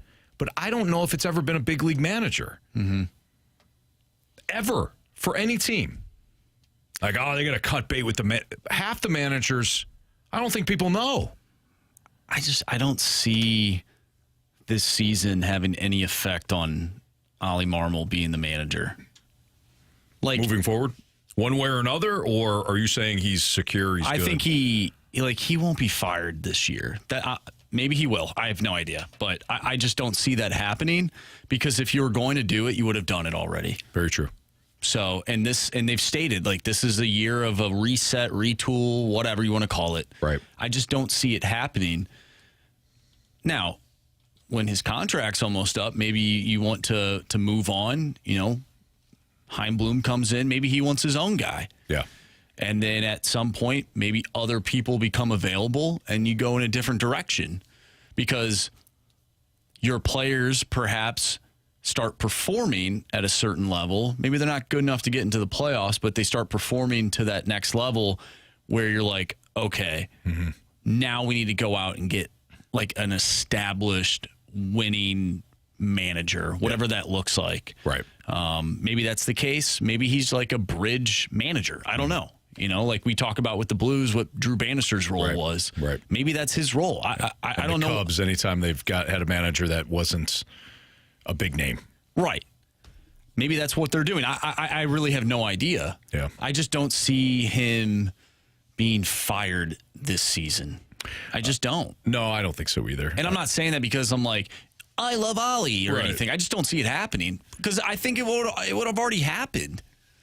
I think if it's going to happen, it's going to happen next year when Bloom takes over. We did the conversation we had earlier about Are You Sold? Am I sold it's going to happen? No, but I do think it would make sense. Bloom takes over. He brings in his own guy. Well, and I don't even think it happens, you know, in 2026 where it's like, hey, like I'm new now, I'm going to bring in my guy. I think they could give him one more year, and we talked about this the other day with the will history repeat itself with the Cardinals. That's what happened when Walt Jocketty came in. He had Joe Torre as the manager for one season, and then the next year they brought in Tony La Russa. Yeah, right. So maybe that's what happens. But maybe Bloom will bring in Tony. Here's the thing. Like if people don't have expectations for this team, what does it matter, right? It mattered. I see what you're saying. You know what I'm saying? It matters to have the right guy in place. Well, but for sure. Yeah, for sure. For this year, it doesn't. I don't think it matters. Although one would also argue like this is a pivotal year for young players. That is true. Yeah. Boy, the more we talk about this, the more I spin in circles with this team. It's so interesting. I just want the season to start so we can watch baseball and see how this unfolds. Right. So then we can talk more about it. I'm going to laugh my huevos rancheros off when they're a good team. That'd be great. That'd be great. And we'll get those texts. You guys never believed. You didn't either. Shut all the your people mouth. that have left the snake pit all of a sudden enter into the snake pit. Exactly. Once the season starts. You haven't been in the pit all these years. Exactly. Get out. Exactly. All right. Bet the Board is next. Jamie continues to roll, continues to play the NBA. But here's the thing, Marsh. There is no NBA. There is no NBA tonight. So what is Jamie Rivers going to do? Probably take Finland. Maybe. That's next on 101 ESPN.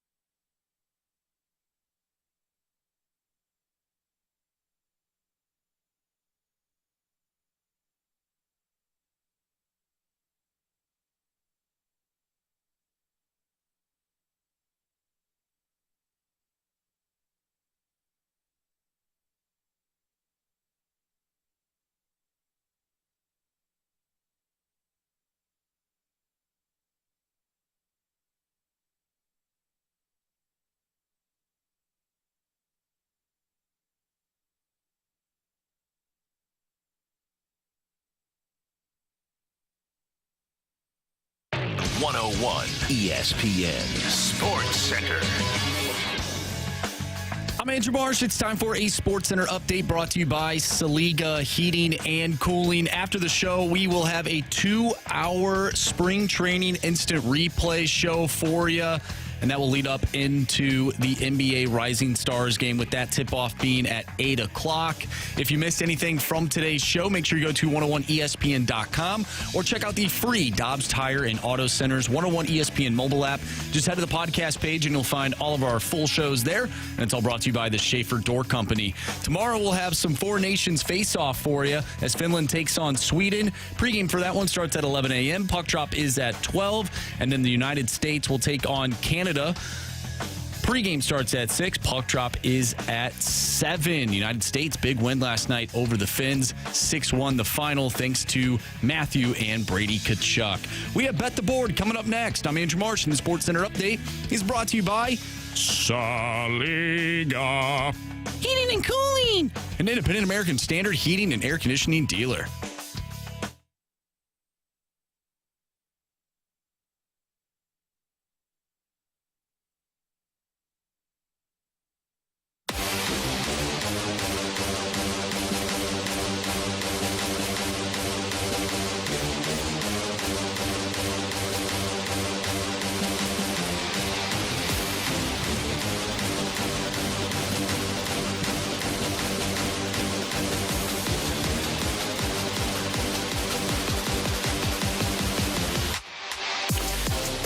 It's a Fast Lane on 101 ESPN. Just a great conversation going on right now in our snake pit. Our guy AB is, he's called Jamie to the carpet here. So Bet the Board has gone Jamie's way this month, and Jamie hasn't been here. As AB notes, Jamie got somebody doing his bets for him. Don't question his methods, he says. He cheating like a mother fast lane. All winners. Come on, man. That dude that owns Circa is his friend. AB's right. Something's going on in Mexico. All of a sudden, he starts taking NBA players.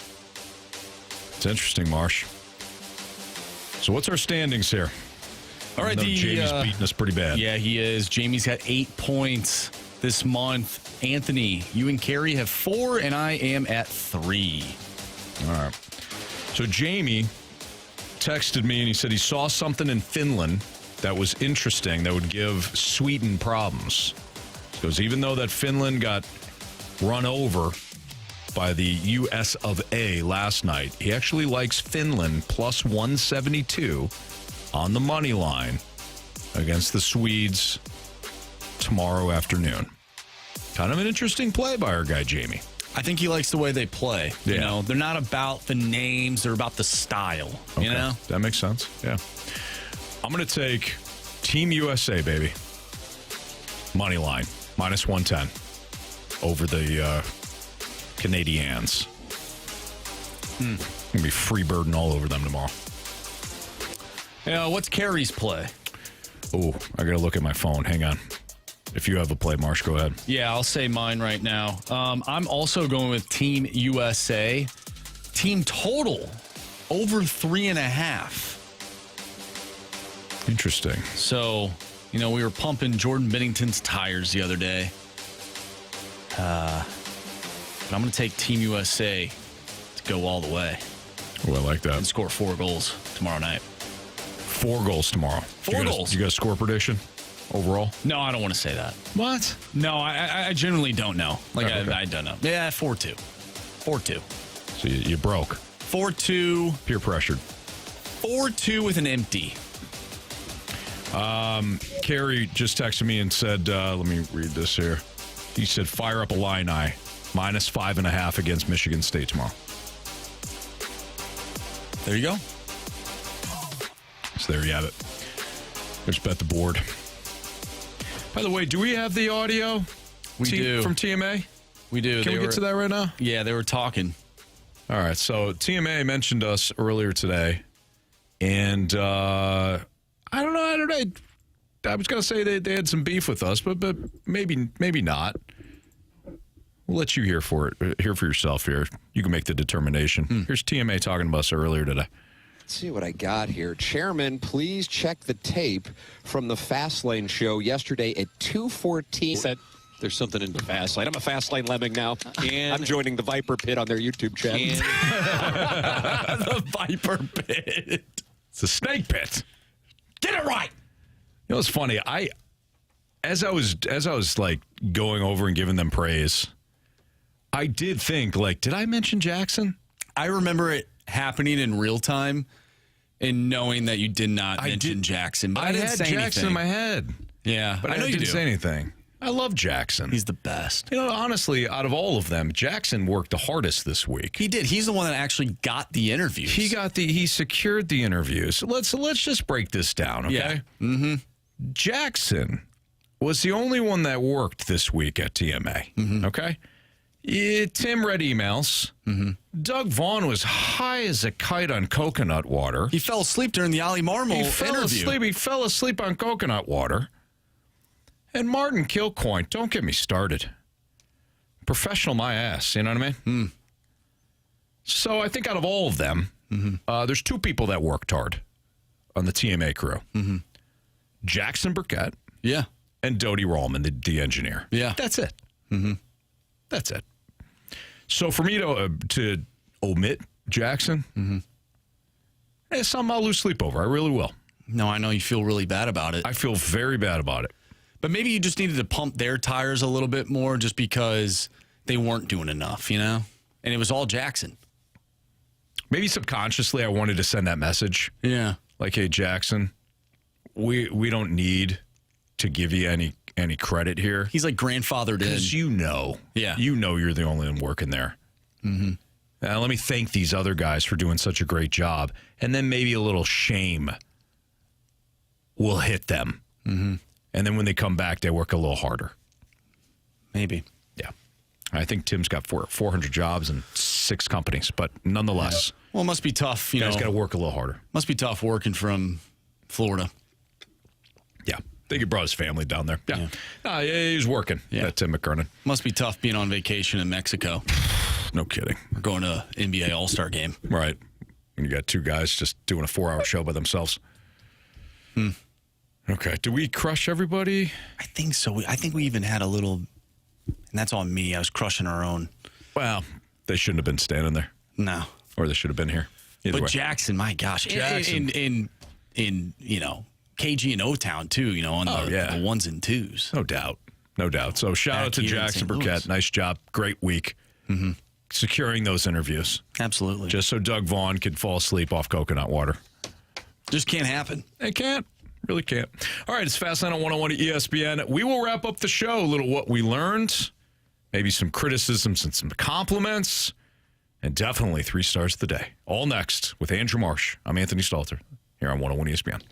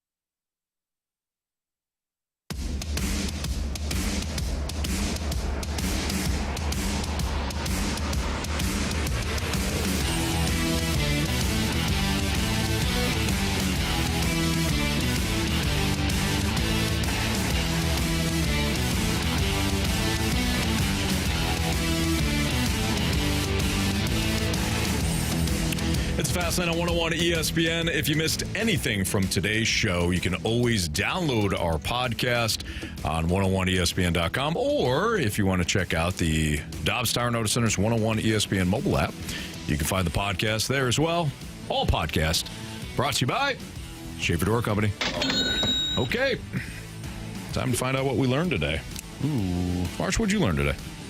I learned that I can wake up before the sun rises. Yeah. Still power through. Right. Did learn that. Yeah, that typically does not happen. No, you're does right. not. Does not. I also learned that you like to throw your kids' toys into the neighbor's yard. It's interesting that you went negative on that because the water boy in the snake pit just said only a Central Michigan alum could have pulled off today's show after having a Matchbox car accident the night before. So thank you, water boy. I learned that Tanisha from the snake pit doesn't like you and I. What? She says, I can't wait until all four are together on Monday. I need a Jamie and CD bickering in my life. Yeah, I guess that's tough. That's tough. Well, yeah. I mean, she did say in her defense, she said, I can't wait till all four. But yeah, I don't know. My feelings are still hurt. We're reading between the lines. Yeah, we are. You know, we're really adding our own stuff. Quite frankly. It's a crap sandwich. That's what that was. Yeah. Maybe. Yep. This is definitely a crap sandwich. The 618 says, slow start, good middle, crawl to the end. Love the show. Way to power through today, boys. Have a good weekend. That's a perfect way to describe every show that we do. Well done. Nice text. What did you learn? Oh, no, you just told me. About Tanisha. Yeah. Absolutely. Yeah, that checks out. I just forgot. No, that's fine. Literally 5 seconds before. You know what I learned today? March worked his Huevos Rancheros off. My man was at Hardee's this morning for the Rise and Shine, doing some good stuff. Took a quick nap. He was in the office, prepped for the show, and did 4 hours of radio. Perfect day to have all the rest of us here, so you could just kind of duck out and just kind of cruise through the show. Oh, yeah, it would have been a nice time to do that. Nice day off. Yeah, no, not today. And now you're going to call a Maryville game. So yeah, what I learned is you're a rock star.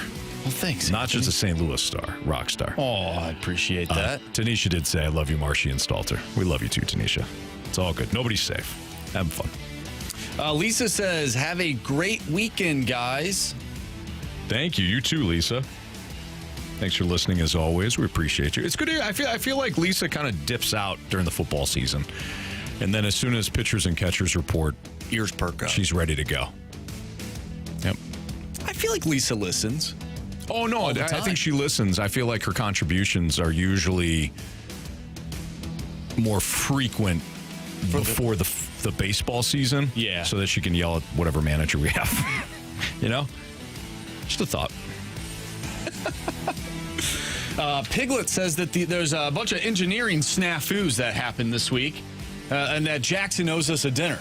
Oh, really? Where should we go? The Melting Pot. It's a great place. You and Ryder were just talking about the Melting Pot. It's awesome. Yeah. You like fondue? Sure. Who doesn't? I'm fond of you. Whoa! Happy Valentine's Day to everybody. What are your thoughts on those like goofy Valentine's Day cards? You know what I'm talking about? You mean like the cheesy ones? Like something like you just kind of threw out there? Like, yeah, it's like cheesy, corny, funny? Like a picture, like Rachel sent me one today, and it's a picture of AJ Brown, and it says, "You bring out my inner excellence." Which is the name of the book he was reading. I think those are good. Reading. My favorite one of all time is I choose you with a Valentine of a train on the front. That's a good one. I choose you. Interesting. People will get that reference. You won't because you're young. No. But there's going to be some people that get it. Did the kids have little Valentine's Day things to give out in class? Yes, they did. Yeah, their Friendship Day, quote unquote, Friendship Day. What are we in Finland? I guess. Which apparently is not even a Scandinavian country. Apparently not. Huge controversy. Yeah. Yes, they did. They had Friendship Day yesterday, so all the kids handed out Valentines and stuff. But here's the thing on that. Like, remember back in the day, when maybe you had your standard Valentines, and you're just like to and from, But then there's always that special person that you might write a little bit more, you know? Mm-hmm. But our kids now, they just put their name on there because it becomes more efficient to just hand them out quickly. Oh. They don't even put your name on there. What? Yeah. I feel like the world is changing. Right. They're just doing things differently nowadays. Yeah, maybe you wanted to send somebody a little extra, hey. Yeah, a little bit more than friendship. Hey. I'm only coming to school so I can see you. I like you. Yeah. That's what the kids, that's what we used to say. This is not, I love you because a little strong, right? Yeah, a little strong. But I like you. Yep. But no, now it's, yeah, there you go. My name, Anthony. Hey, no friendship. No personalization at all. And AB got it. It's The Simpsons. Ralph Wiggum. Oh, Ralph. He got a Valentine from Lisa that said, I choose you. Okay. He didn't know. She was handing those Valentines out to everybody. He thought he was special. Oh, no, that's the worst. It broke him. It broke him. Oh, yeah. man. Mm-hmm. Yeah, that is tough when you trying to decipher whether or not someone's flirting with you. Yeah. It's like, I'm just trying to be nice. Right. Just depends. Just depends. Waterboy says, I wrote, go fast, lay yourself on my Valentine's. Nice work. We get one from the 314. It's a picture of Aaron Judge to blank from blank. It's a picture of Aaron Judge in the World Series, Game 5, 5th inning. And it says, I'll drop everything just to be with you. I like that. That's good. I like that one a lot. That's a solid one. Paul says, Ryan Reeves blowing a kiss. Happy Valentine's Day. Didn't the Blues do that one year? Oh, yeah, They maybe. had like special Blues Valentines, Yeah. and they sent them out on Twitter. That was good. And I think Ryan Reeves was one of them. That is a good one. Are we ready for our 3 stars of the day? Absolutely. I'm going to give the 3rd star of the day to that Mountain Dew that I threw in the trash can. Needed that today. That got marched through the 4 hours today. 77 grams of sugar. He is higher than Mount Everest right now. Higher than Mountain Dew. Higher than Mountain Dew. 2nd star of the day goes out to working on your swing in the mirror. Unless mom is standing there. You don't want to do that. Nope. Don't want to do that. But all the golfers out there, you keep doing your thing. Keep swinging. How you going to practice that swing? How you going to get that swing How am perfect? I supposed to chip with that going on? If you're turning double plays in the middle of the street, just make sure you look left and right. Don't want to get ran over. Mm-hmm. If you're at the grocery store, you pick up a lemon. Yeah. Make sure you have the right, fundamentals. We need to see that out of the Cardinals this year.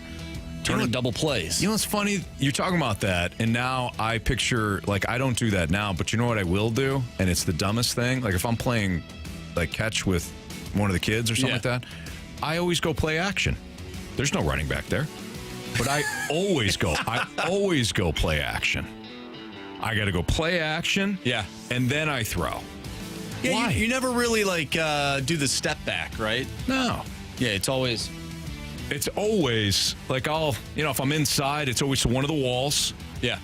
Back, and then get the ball out. There was another thing, and I know we're about to close out here, but in the pool, you get one of those little balls, and you go up to the edge of the pool, and you throw it, and then you go back like you're Jim Edmonds trying to, rob somebody. Yeah. Did it all the time. Absolutely. All the time. Yeah.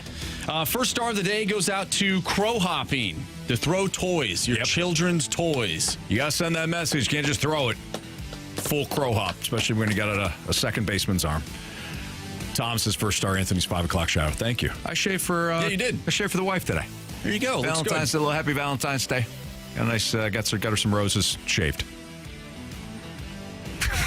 Looks great. I'm sure she liked the roses. It's the Fast Lane on 101 ESPN. Appreciate you. Thanks, guys. It was a fun show today. You guys are really active, as you always are, but we appreciate it, especially when there's just 2 of us. So that'll do it for us. Have a great weekend. Happy Valentine's Day to you and yours, and we will see you.